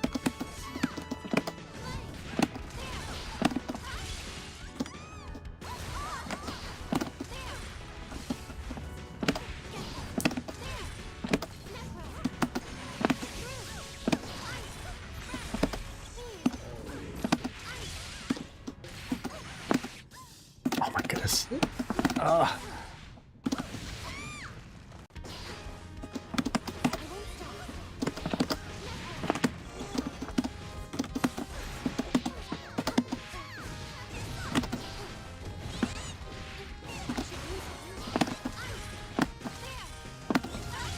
There we go.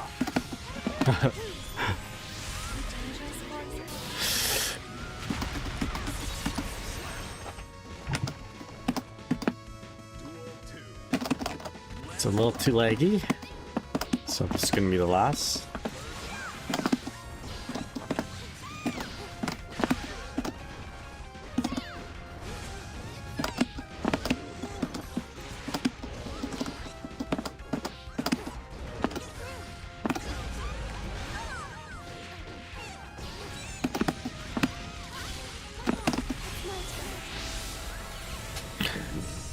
Will it kill?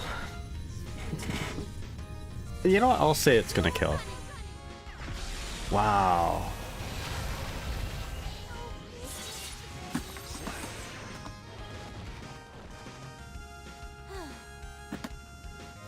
Usually if it's rollback or connection related, it doesn't lag like that. And Okirebe?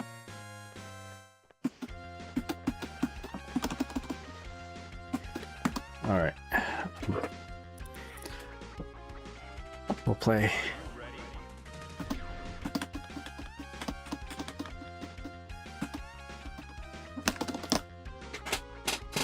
Oh, excuse me. Mankind knew that they cannot change society, so instead of reflecting on themselves, they blamed Well, this will be the test of connections here, because Kirime lives pretty close. Like, if that was either the connection issue or maybe like my computer issue, this will be the test. I think it was the connection though.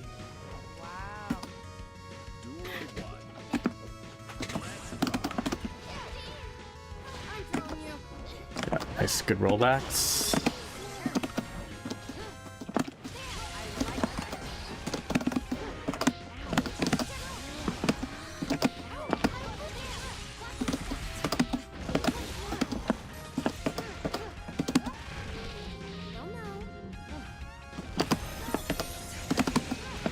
All right.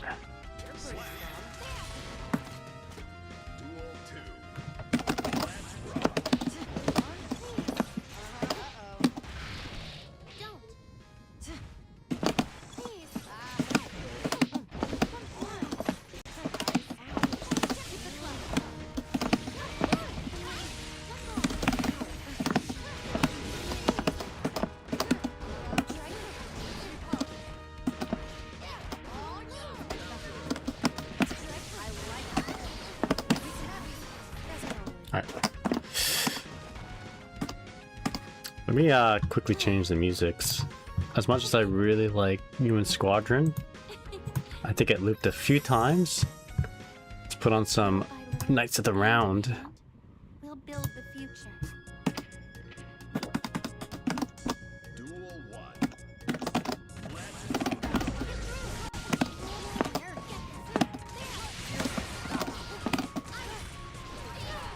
Please don't move.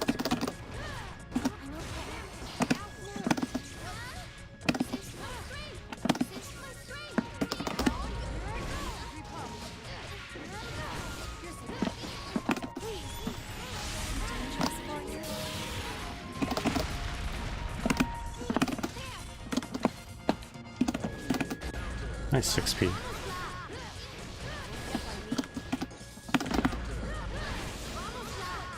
Should kill me. You're slow. No, no.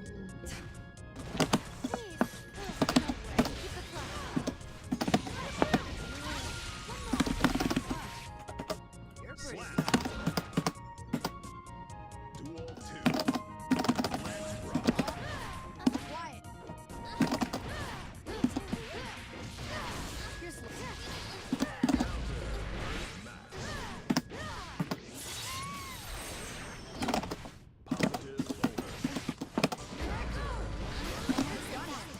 Oh shit.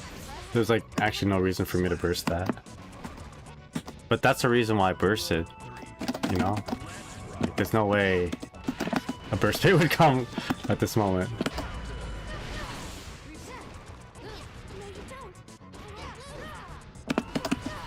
Please don't move.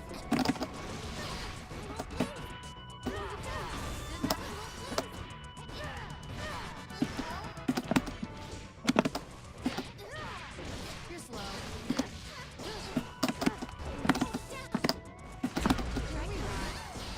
You're slow.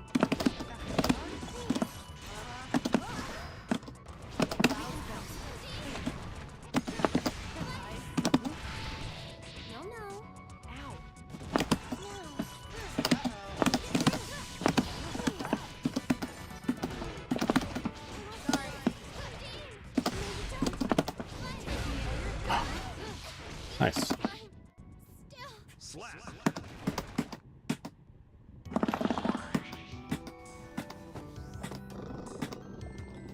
True, but Duel 1.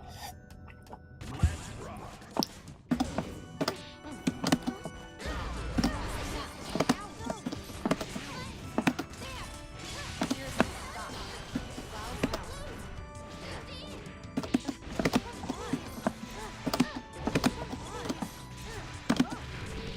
no, no.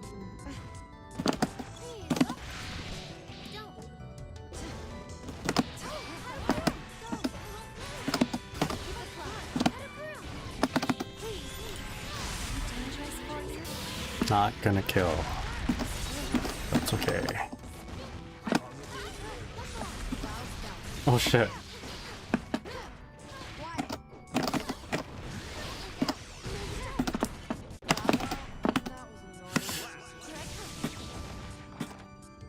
Duel 2. Let's rock.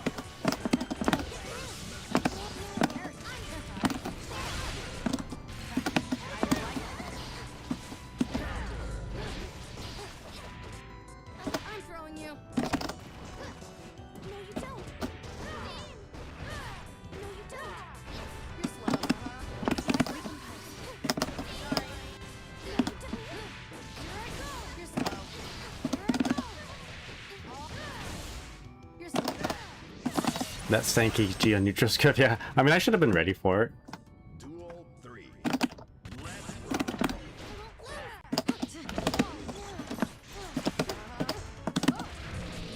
No, no.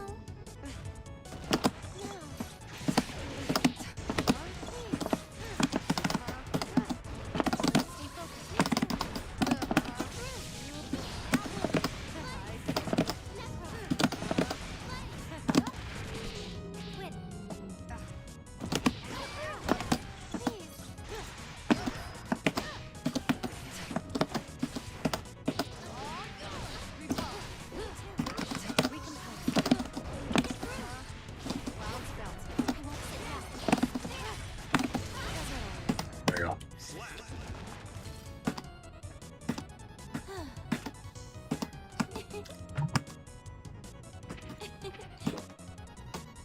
Duel 1. Let's rock.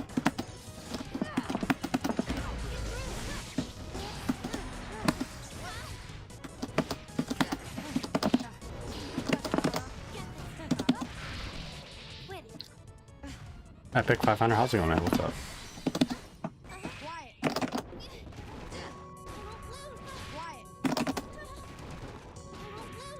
Please don't move. I apologize.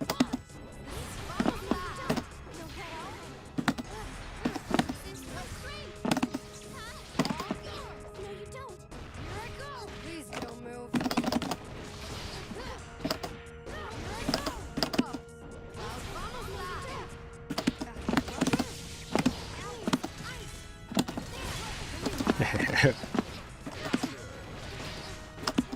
I'm throwing you. New to Guilty Gear and playing Dizzy. Could you please give me some tips on which moves are best for defense? Good question.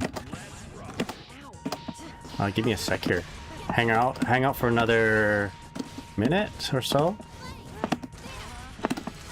I can give you an idea.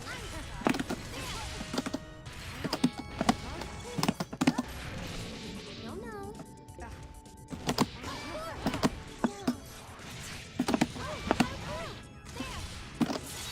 2P is good for a barre, like mash out basically.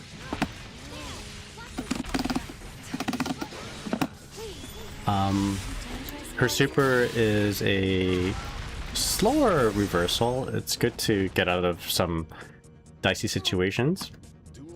But 2K2D is also not bad for like just mashing out if you're on defense. Although sometimes 2K is a little bit too stubbly, Please don't move. so sometimes you want to do 5K instead.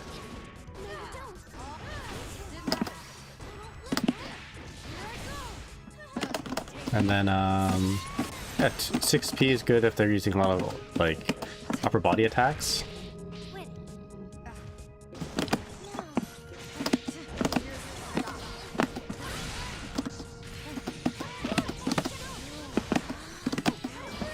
Oopsies.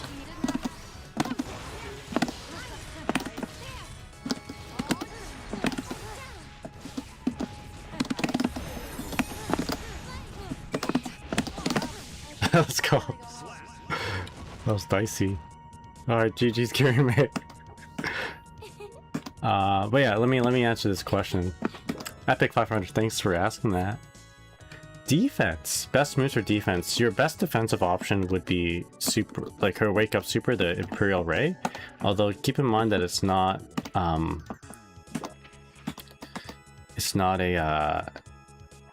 the quickest reversal. So after they wall break you, after your opponent wall breaks, you can't just do it on super and hope to catch their instant air dash approach.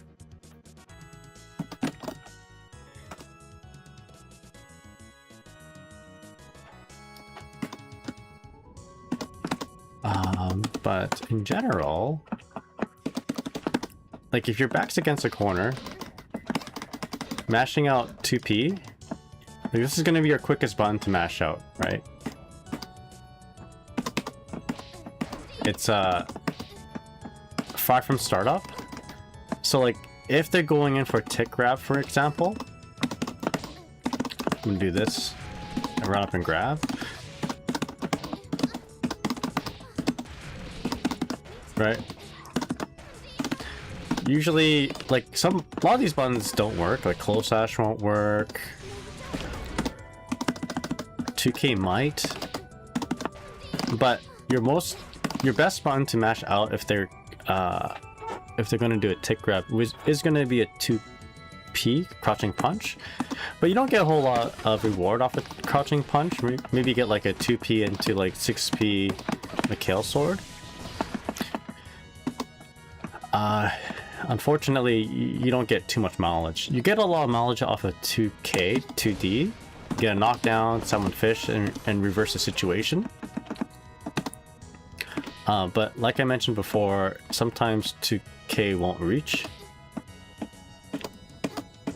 Where 5K will. 5K you can also cancel into a 2D. But 5K is also a little bit slower. This is not a bad option though, like especially if you catch him airborne. Like let's say Kai does like a Fudra arc or whatever, right? And then you just want to choose a button to mash out of. Mash out with. Not a bad option to do 5K. Is there a shortcut for the super? Unfortunately not. You just have to do half circle back forward slash. So let's just say the opponent is like, they do, oh actually this is, right. 2P kind of works here. Right, as like a, actually this is not bad. I never realized that this works. But 5K is usually the button that will, you know, anti-air something like this, and then you can convert into something nice. But I guess you can do it with 2P as well. Right. But if there's a gap, super. Don't always super, but it's an option for defense. So that's like her best. I don't want to say her best defensive option, because the word best implies that you should do it, like you're encouraged to do it because it's so good. Then there's no other options, right? Best is number one. It's not the best, but it's a good option if you want to interrupt their string, basically, if they have gaps in the string. Yeah. Anyway, hope that helps. Also weird. So Jeremy says, not gonna lie, I'm trading with Ice Spike with these arrows, and you keeping turn be what? And you keeping turn be cruddy? Yeah. So Ice Spike beats Spiral Arrow. So I mentioned earlier, someone asked like, what's your opinion on the versus Geo matchup? I said, don't always do it, but Ice Spike every once in a while, it'll beat Spiral Arrow.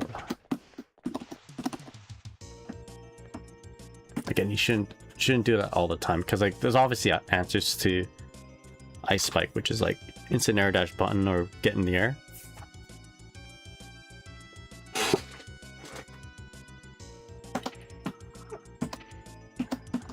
Time's at 9:30.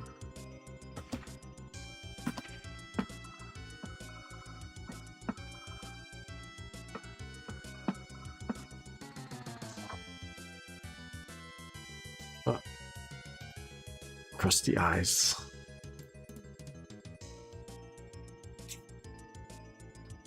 Oh, shitty. I think it helps me a lot. Most of the time I try to cancel the strings with 5. Oh, okay, yeah. You want to use a quicker button. Not just that, but you have to be like... It depends on your distancing. There's a lot of different nuances to it. You have to be able to like if we're talking about risk reward, oftentimes the risk of jabbing out is greater than the reward you get. You have to make sure that you have something to go into to make it worth it, right? So like for example, if you have 50% meter, canceling your 2p interrupts into like a RC combo, a red Roman cancel combo, makes it like really worth it, because you can like do a big combo, go into a setup, or break the wall, right? Or side switch, break the wall.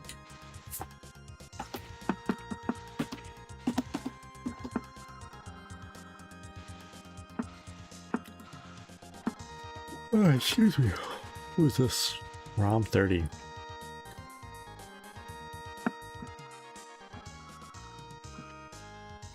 All right.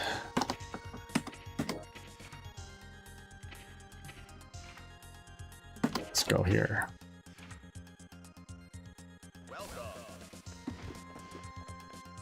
Is this the same room? I don't think it's the same room.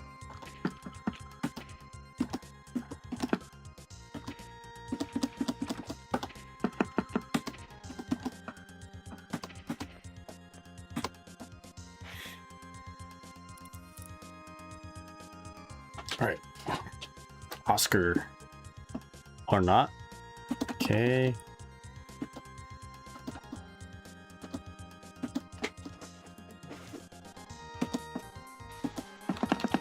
I hate this. We get stuck.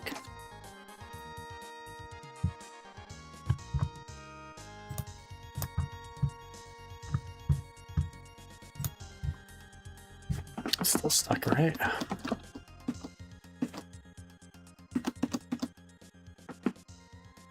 Wow. It gets you stuck for a very long time.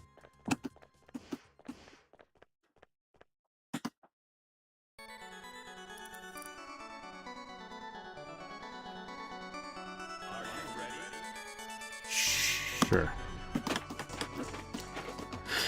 All right, Leo. Big pop-up pump.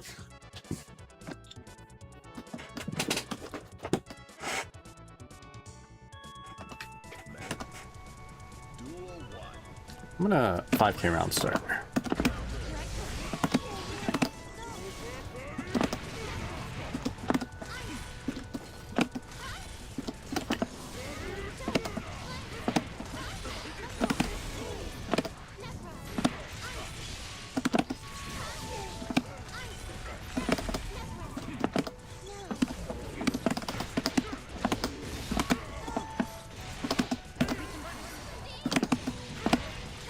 Okay, let's go.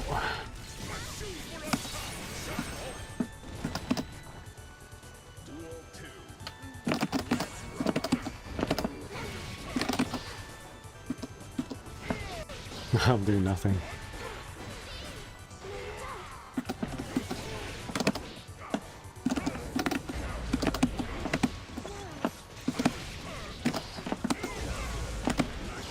Okay.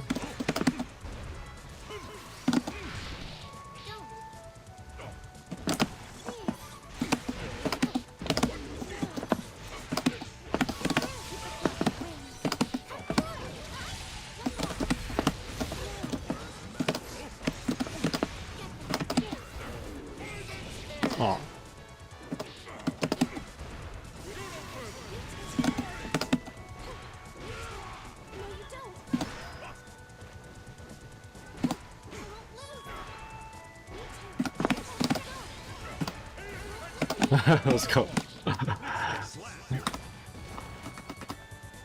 Epic says, I'm still having trouble with wall breaks. I'm not exactly sure how to pull them off. There's specific constraints I can use to do that. It really depends on the Starting to understand. I know I'll get through. wall health, I suppose. There's no specific combo for wall breaks. They just happen if you continually do damage when your opponent is against the wall. But to guarantee a wall break, you would do a super, like gamma ray, combo into gamma ray, for example, and then you get the wall break as long as you're close to the wall. Jeremy says, I think I prefer Geo into Dizzy is buns more so than anything. Also, I find it funny that you did talk about Geo and Dizzy about an hour ago. Yeah. Someone mentioned it. Someone asked about Geo versus Dizzy. Let's try this. How bad is this now? Happy Chaos into Dizzy. Are you ready? Maybe not with 200 MS.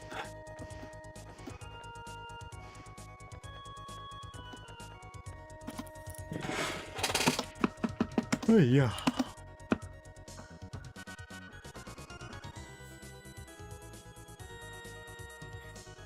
Epic says, it's good to know. I didn't know that the walls have HP. Yeah, they have like a invisible life bar. And you can kind of see that they're about to break visually, I suppose. Like you can see like cracks in the wall and that sort of thing.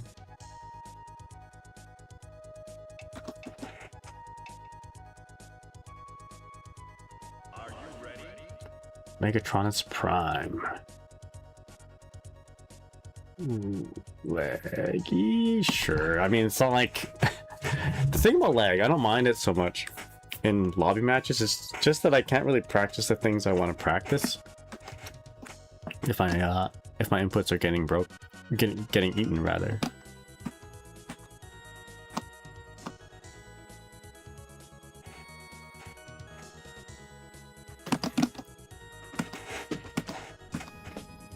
Duel 1.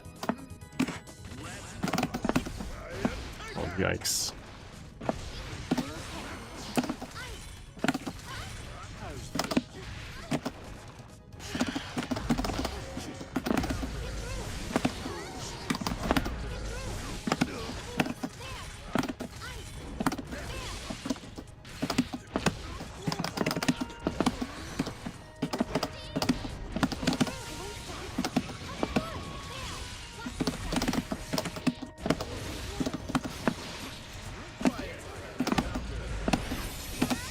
Let's go. Duel 2.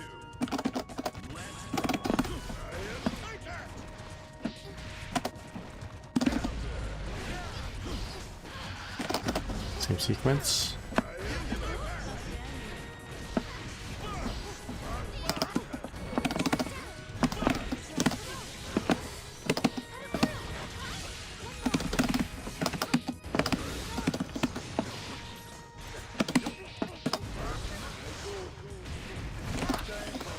I'm okay. I should have committed to 2D. Duel 3. Let's rock.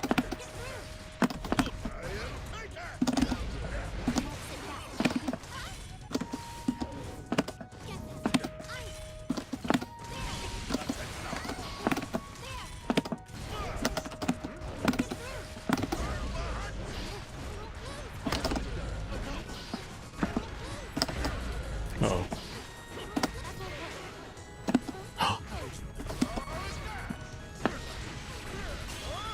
Oh shit. Mitsuyans, how's it going? Since if I may ask, is it crucial for Dizzy to use Roman Cancel when it comes to combos, or can I just do the regular combo without using Roman Cancel? I'm really new to the mechanics and such. Roman Canceling is something that you want to kind of work towards. It does open up a lot of different things down the road, but when you first start with the character, you don't necessarily need to, but eventually you should.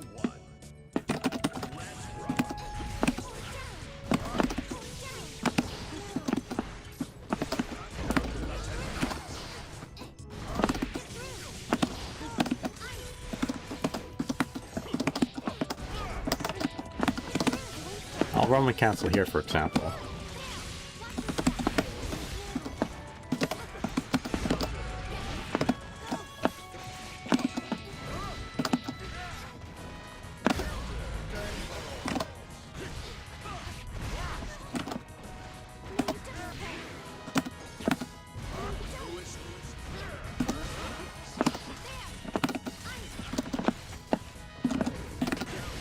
Oh, scary.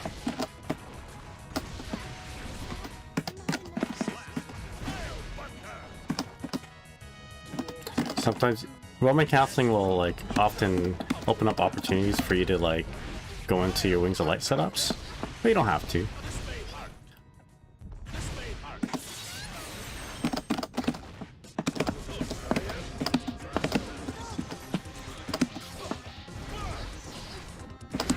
Shit. How do you purple Roman cancel? So the canceling depends on the state of your opponent and your state as well.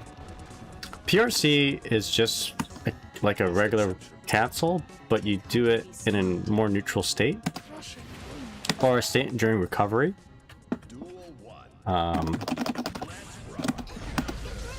There's often not like, well, I mean, like it just happens. It has different properties, but it just happens.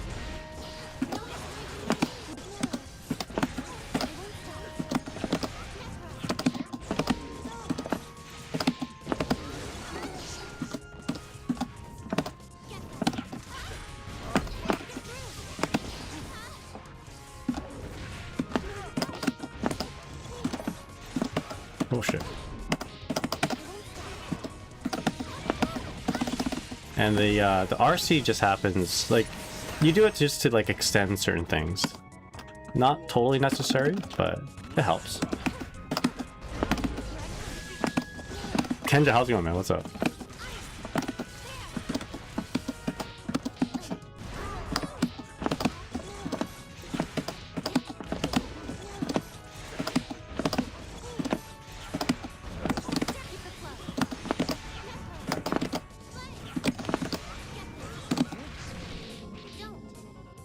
Versus coming.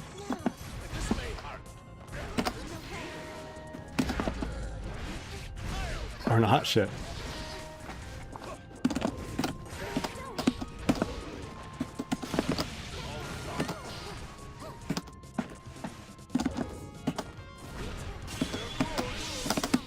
Oh.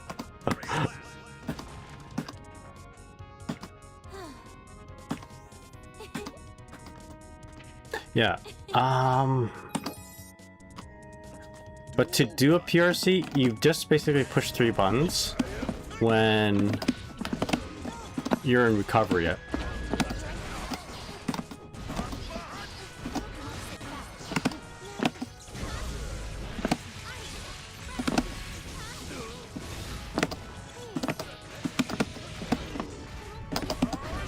Oopsies.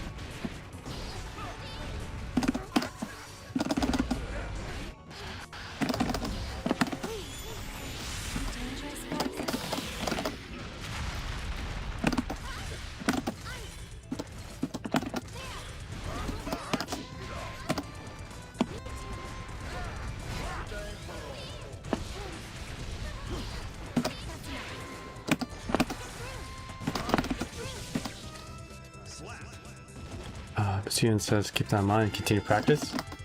Yeah.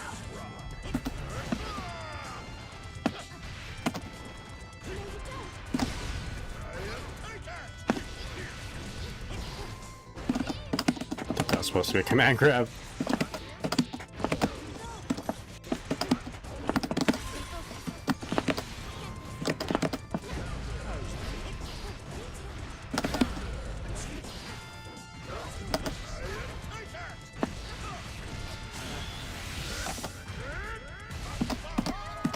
I'm really okay when using Dizzy, but sometimes scared to play on rank. Yeah, I feel that. Same here.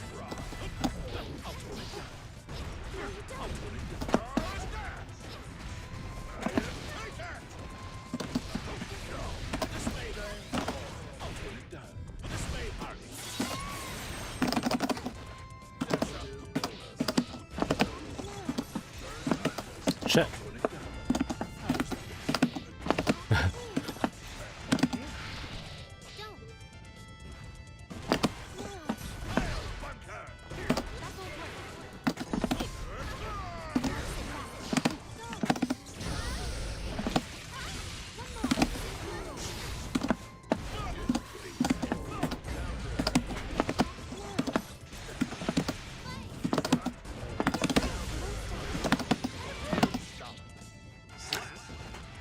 Yeah.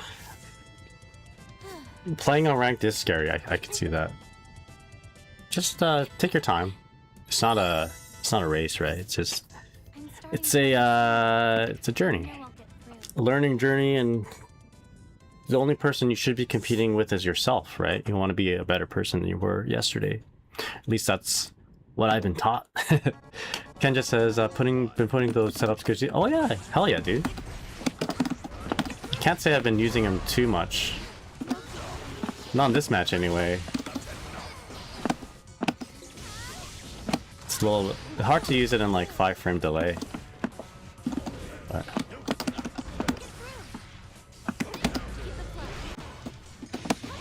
try it right now though.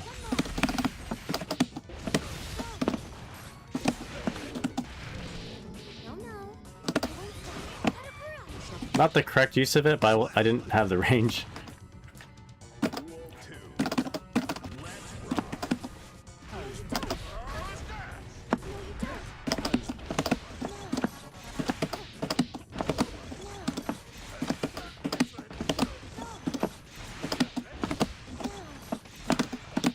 Shit.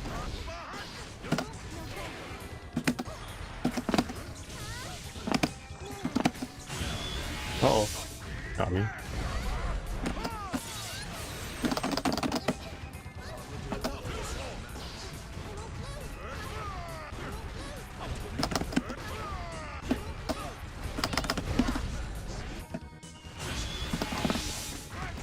I should have been paying attention to the meter. It's okay.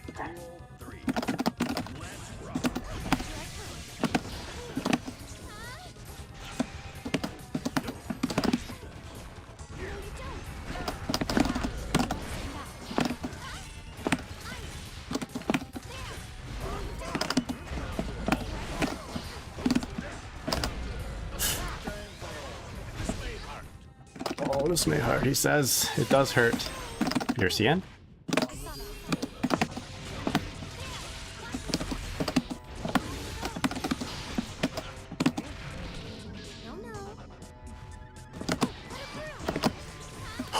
Not what I meant to do.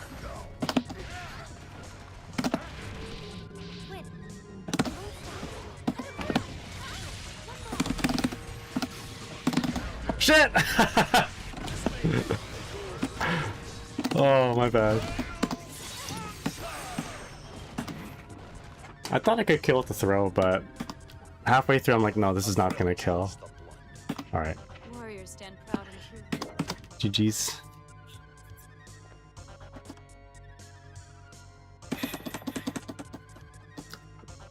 A lot of things I could have done in hindsight, like actually get the wall stick. Go for it, you know? Are you ready? Okay, let's go.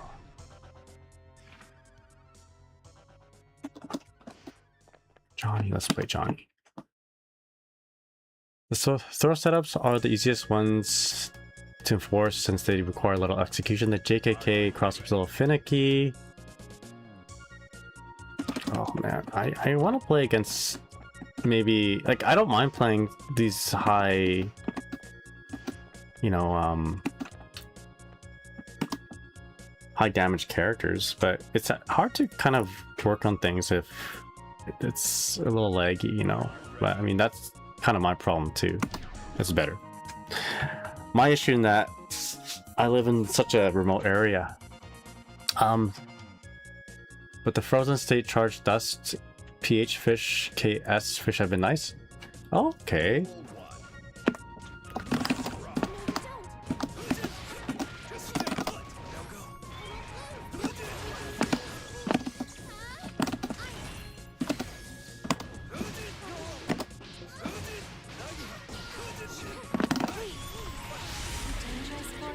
Yeah, no problem there, Epic. I'll read that in just a moment.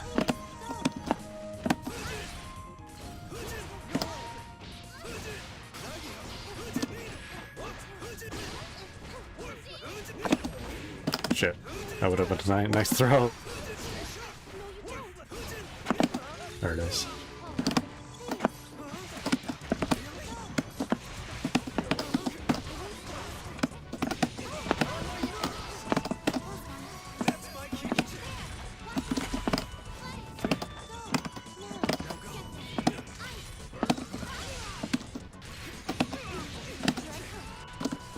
Did I have killed?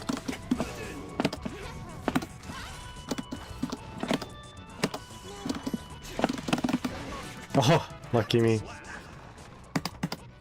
Duel 2. Let's rock.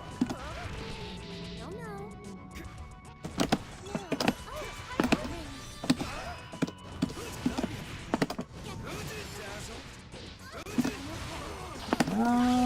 no. Maybe I shouldn't have done that.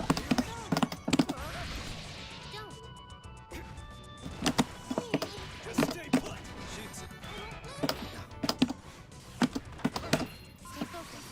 Just stay put. All yours. Let's continue.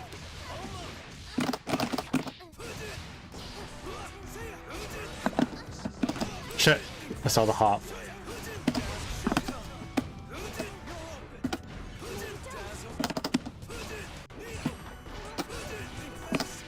I saw the hop and I'm like, okay, I can throw this. Duel 3. Take a breather. All yours.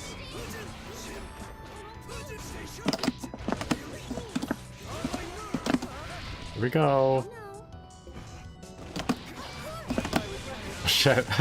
Okay, that's pretty telegraphed. I could have just, I guess, not done that.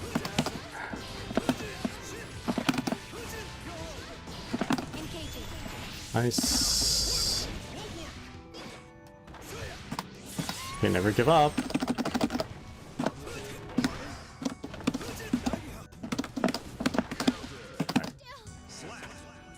So if Epic says it's regarding throws, how exactly to perform a throw skipping guilty gear? Do I need to input a throw command, or do I have to input the exact same one as my opponent? Meaning, nope, you can just input the throw command.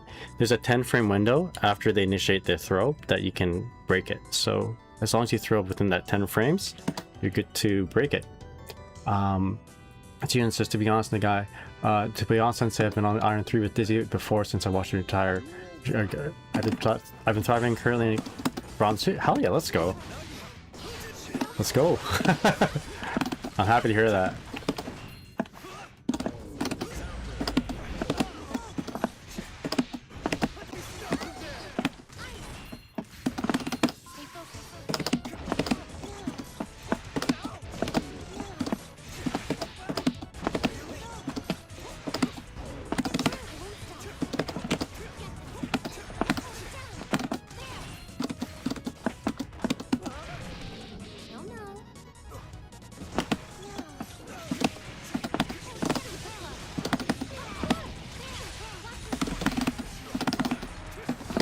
Oopsies. There we go. Ice spike, ice field. Okay, do that.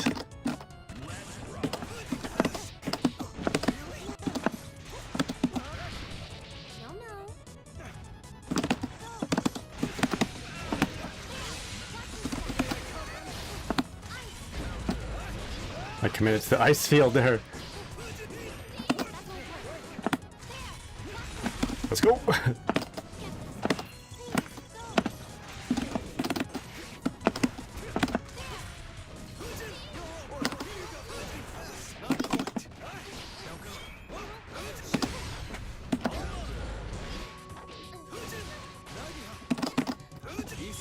Super.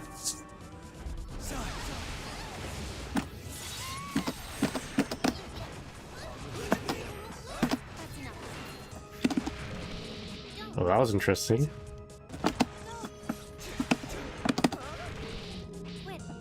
Gonna super. I was hoping you'd super. Just bait it out like that. Ice field. Yeah, I don't use enough field against Angie, hey?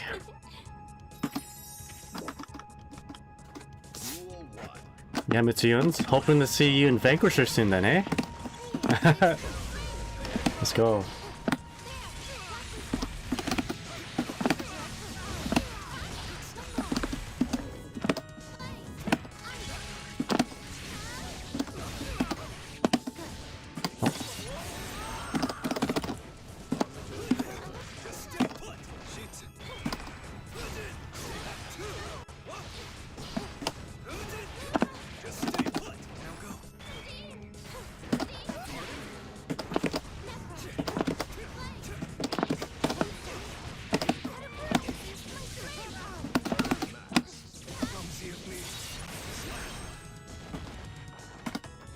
Let's go.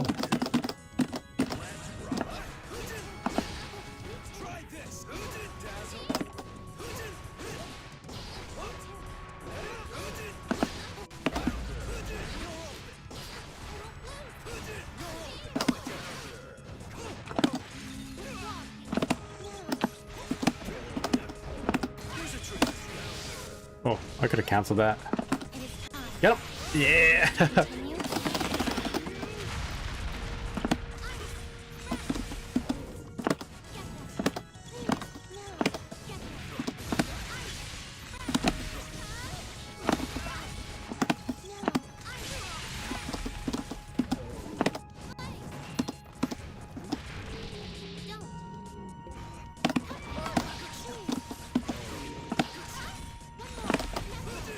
Oh, you're right. Kenja, what the heck? Huh, I see. Yeah. That will be in the versus Angie guide, I guess. If there ever is one.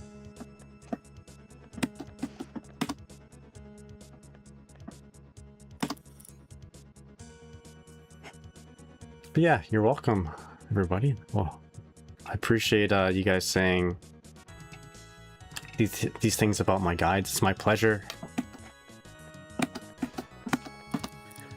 My pleasure to make them. And as I get stronger, as I find out more things, I'll do my best to like share it in more future videos, like, you know, set up tech kind of sharing video volume 2 type of thing. Are you ready? Yeah, sure. 300 ms Jacko. I really shouldn't be doing this to myself. Like, this is actually not really good practice for execution. Kenja says Angie's hate ice field. You can wait for spin to be in recovery, then punish it, and you can't slide halfway across the screen, so you can stay out of range. Okay. Oh boy. I'm already getting a little bit of a headache.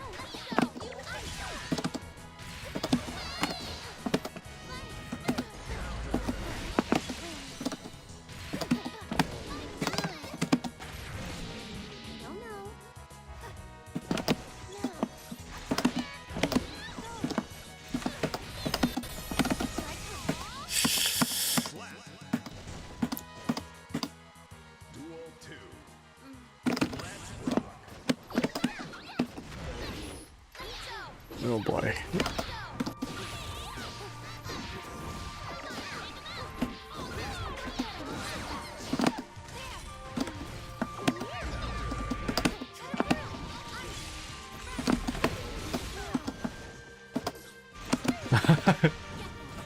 Oh.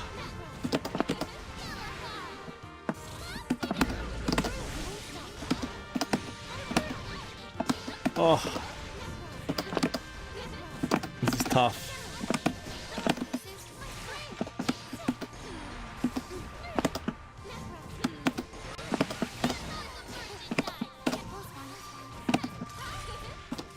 She's got a nice smiley face when she jumps. So the game slowed down so much. I saw one frame of Jacko's jump animation. He had And she had her like mouth wide open, like she was having a good time. Alright, no, we're not playing. GG's, man.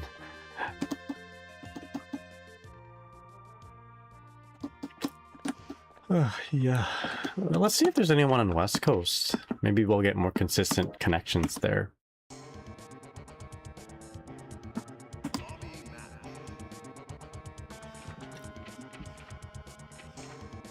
Oof. Kenja says, been trying to gather tech against matchups in general. Which characters hate Icefield? Where P-Fish is optimal? What options opponents want to play around with, etc.? That's a very good approach.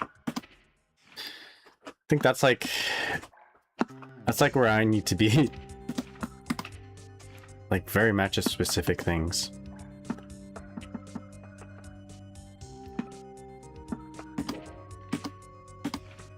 Wide open. Wide open and smiling. It's a very wholesome face.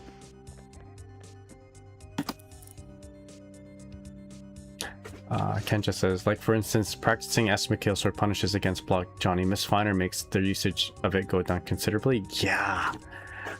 I need to get good at that.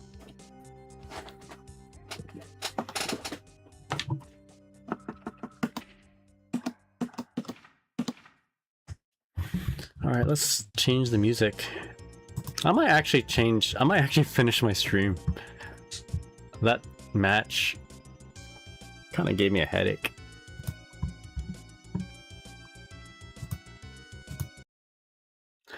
We'll play one more. Oh, excuse me.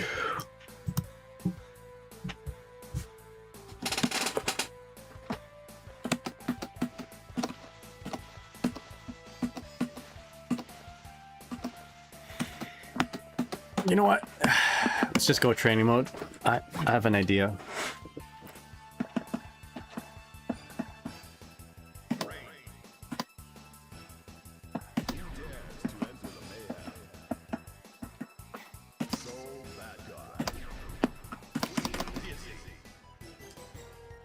The Paluna setup, I gotta do it more.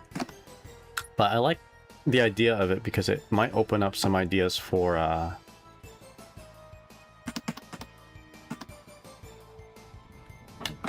like a double mix-up.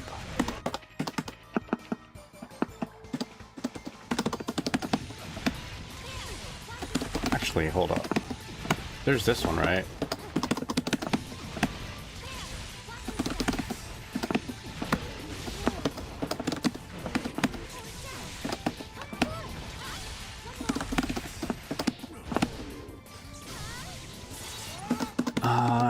But then, if you're too far away,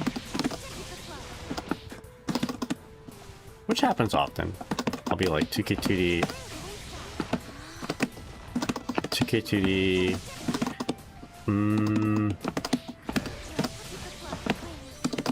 right here. Now they're pretty far away. I can't really get up close to do anything nice.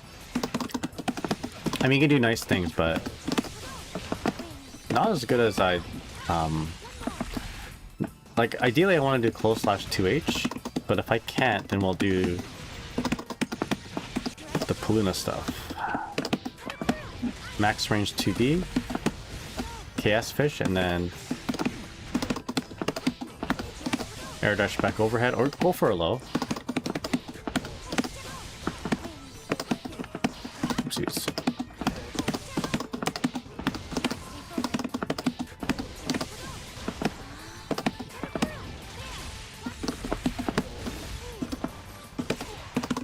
We need that KS fish though.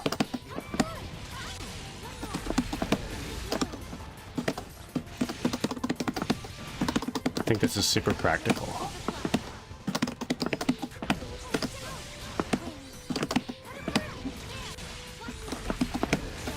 Shit.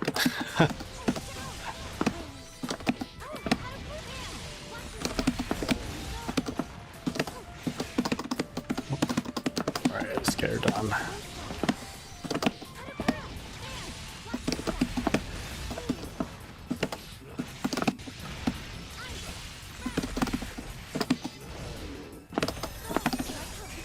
Something like that.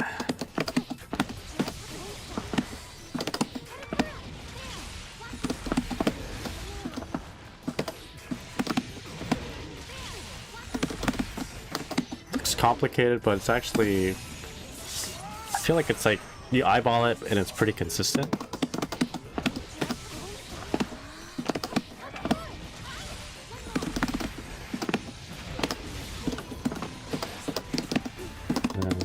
My turnaround stuff. I need to practice this one still. But my idea was like, if you get this, get the Paluna.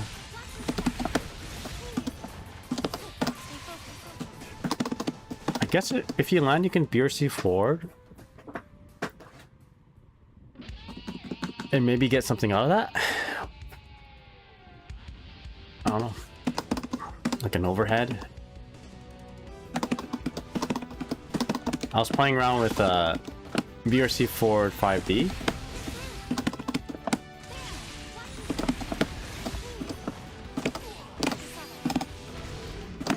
But like, you don't get a whole lot of reward off that unless you're like super close. Alright.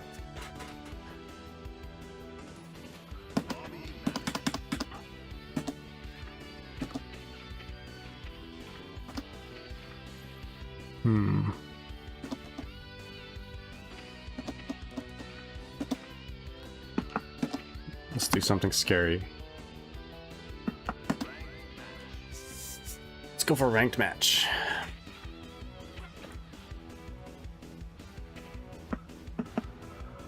I don't often do ranked matches on stream.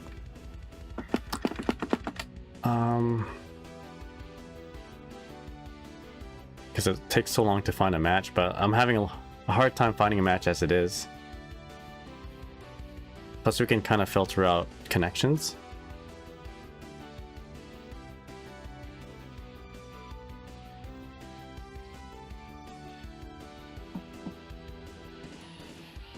But you know, if I'm in training mode, if I'm already training, then you might as well do this. Ranked is scary.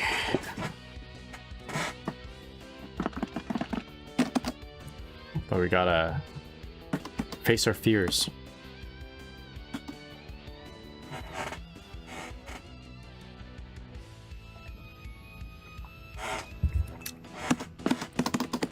Ranked is it's easier to find matches in ranked at nighttime, I find.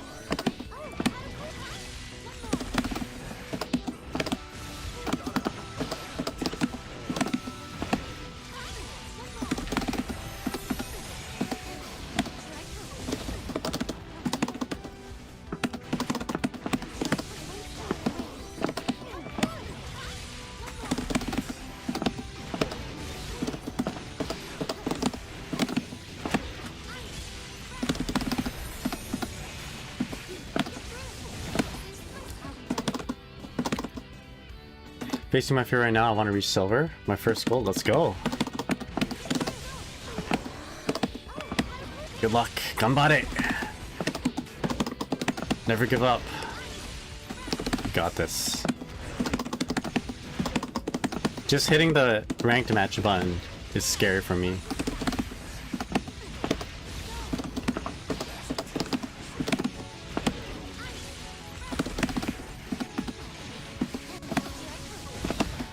Okay. RW says, haven't played ranked at all yet. It's not necessary. You don't have to. I need some booze for that. If you play Johnny, for sure you need booze. Gotta play the part, you know?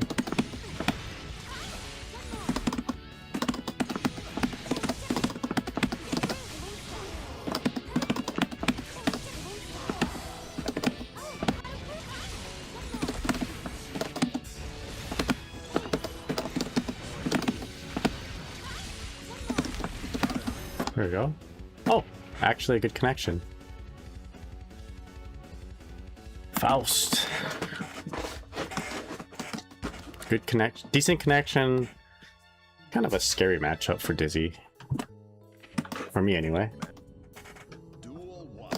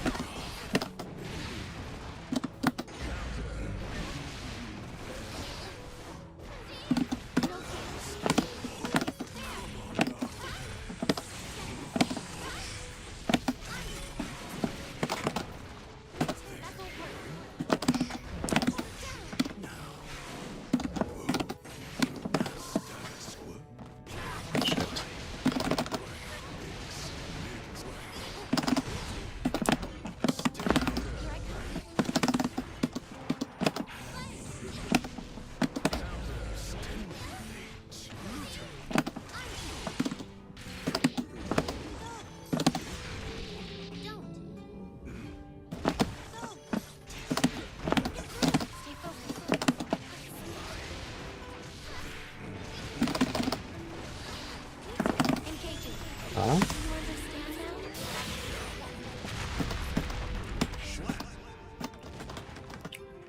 Duel 2. Let's rock.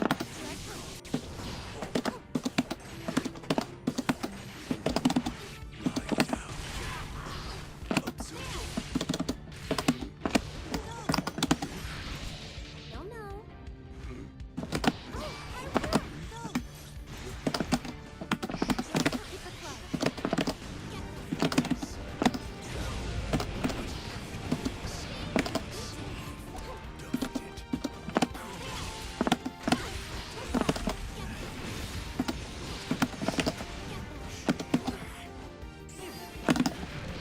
Alright, let's go. Grifted by gods, how's it going?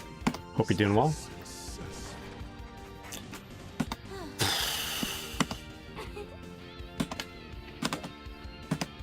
Duel 1. Let's rock.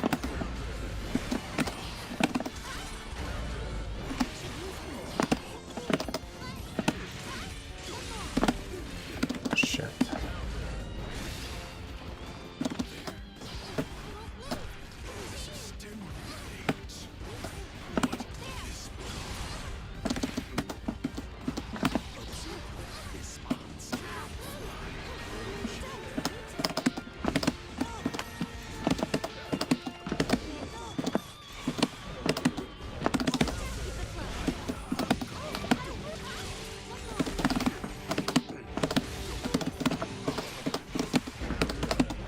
Favorable progress. Duel 2. Let's rock.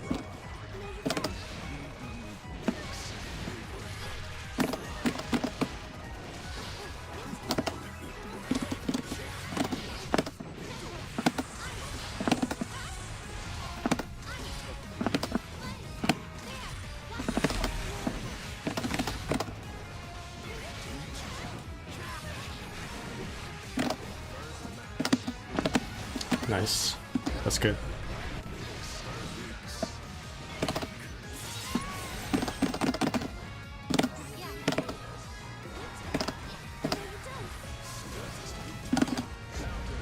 Okay, we drew out the burst, that's good.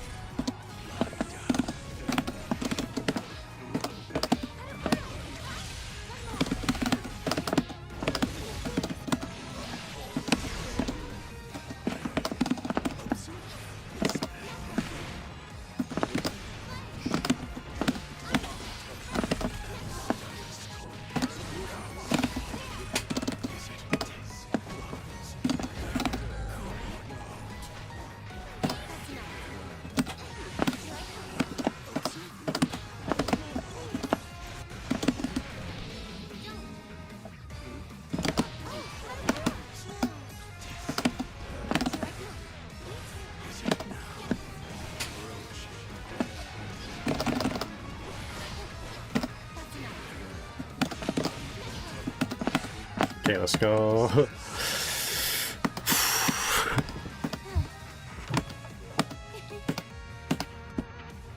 And match.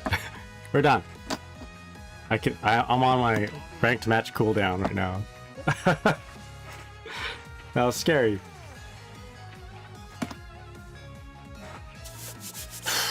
All right, we're inching our way up the ladder.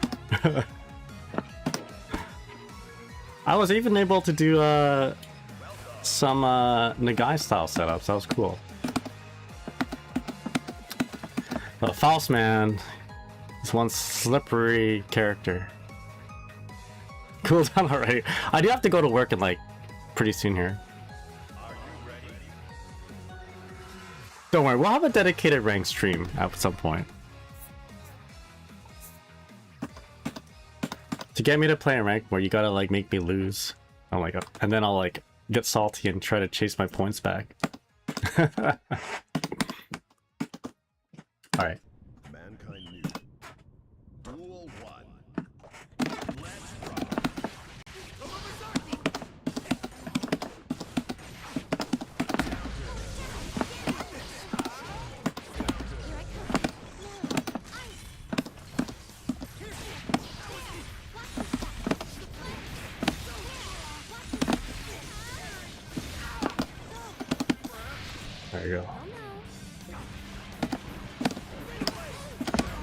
Yo, Zado1 Guilty Gear, how's it going? What's up? Hope you're well.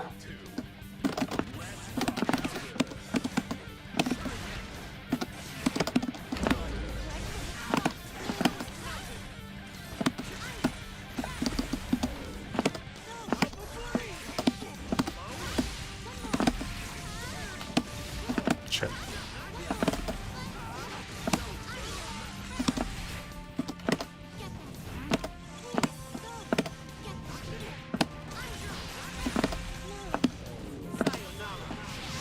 Shit. Yeah, that'll do it. Oh, damage.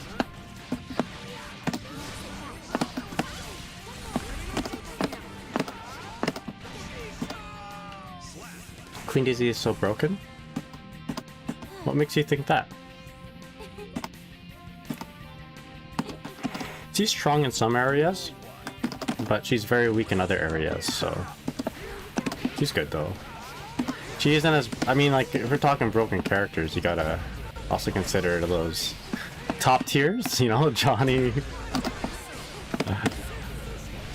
at the moment I think Nago, people are like complaining about Nago. Happy Chaos was super broken, like, I don't think,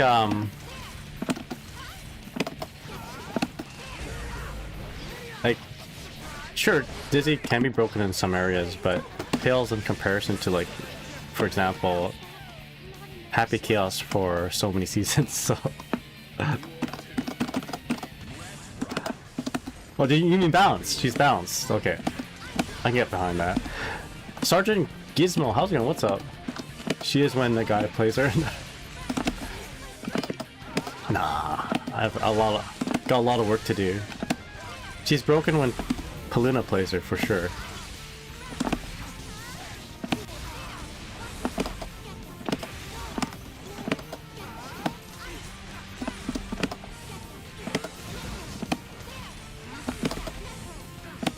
I guess if you see this, you might think like she's really broken.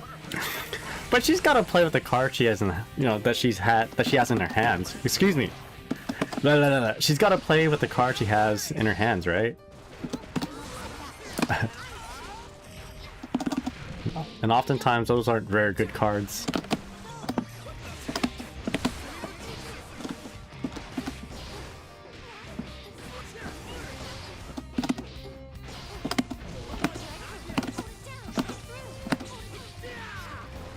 Super, got him.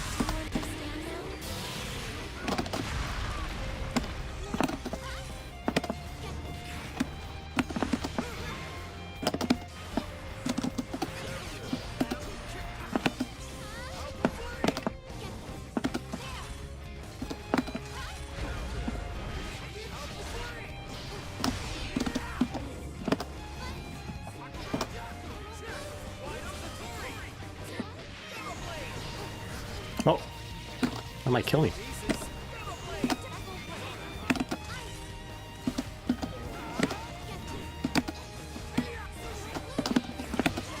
Let's go. Who was nerfed recently is Abba. Yeah, Abba got shot for some reason. Abba got shot directly, and Testament got like hit with like a grazed bullet, you know, or a ricochet bullet.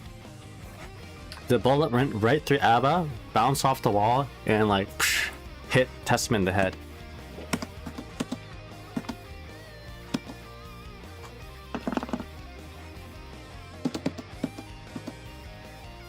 Alright. I should probably start getting ready for work. If I get ready for work right now, then I'll have time to drive down to Tim Hortons, get myself a cold brew, hazelnut cold brew with chocolate syrup. Oh, so good. And maybe grab a custard tart. Actually, I like them, what is it? Almond butter tarts. Those are really good.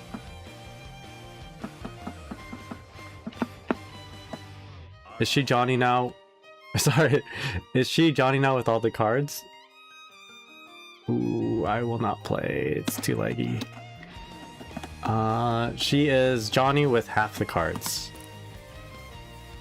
Boba and ST, how's it going? Hope you're doing, man. And Tim, what's up? Day off? No, I work today. I work in about 1 hour. I have a day off tomorrow, though.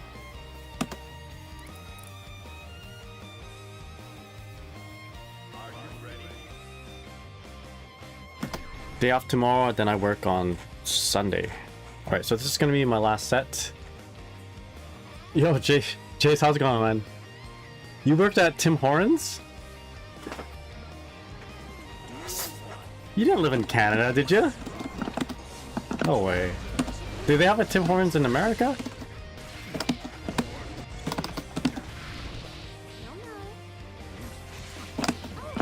Oh shit. I almost got that one. I didn't have the awareness.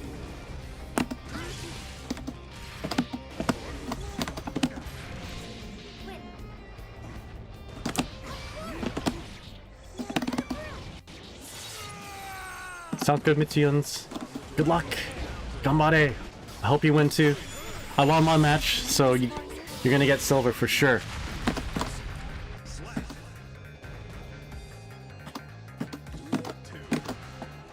It's a long weekend here in the US. Oh, okay.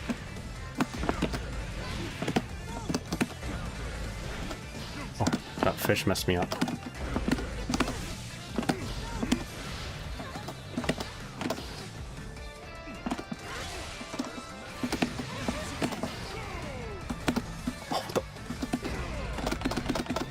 I didn't dash the way I wanted to.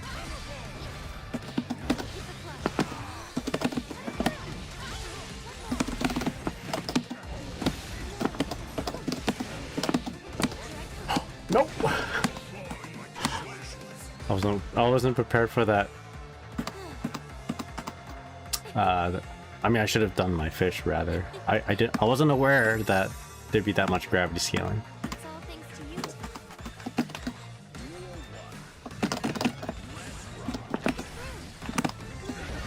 Oh, shit.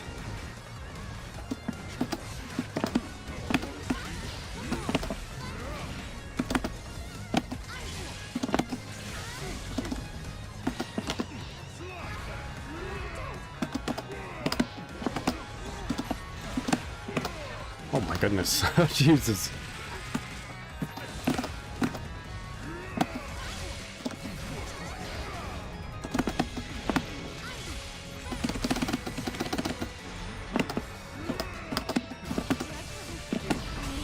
Oh!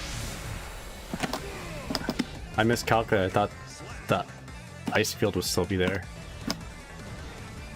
Oh, I heard my tummy.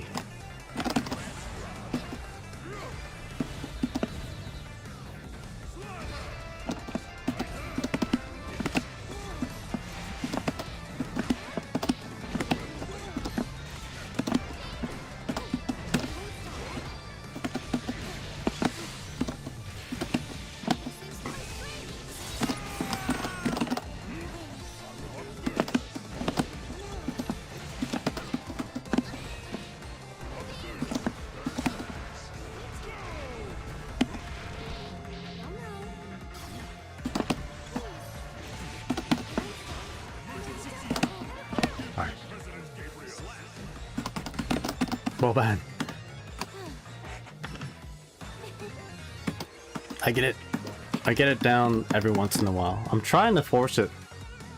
And I'm finding that when I play against players who know me, they'll just block it. But because I'm always going for the high.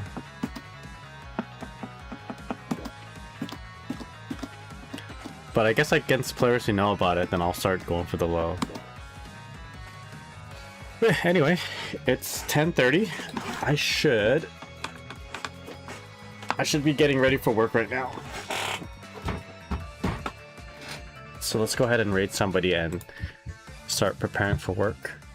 If I go now, then I got time to like get some Tim Hortons. But yeah, for sure. Thank you guys for hanging out. Thanks for the support. We'll just find someone to raid right now.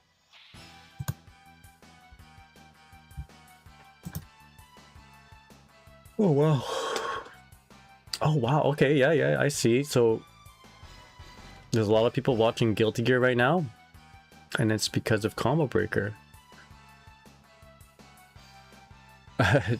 Jace, Volvit, Blunt Angle. Thank you guys so much. RW, Tim, Boban. I would say Combo Breaker would be like the tournament to go to. So y'all were mentioning going to Evo, but maybe not this year, maybe waiting a little bit longer until, you know, things kind of settle down in the States. But I think a good first tournament, if you guys don't want to go to Evo, is Combo Breaker. Yeah, it's my favorite tournament anyway. GG is becoming big Hollywood.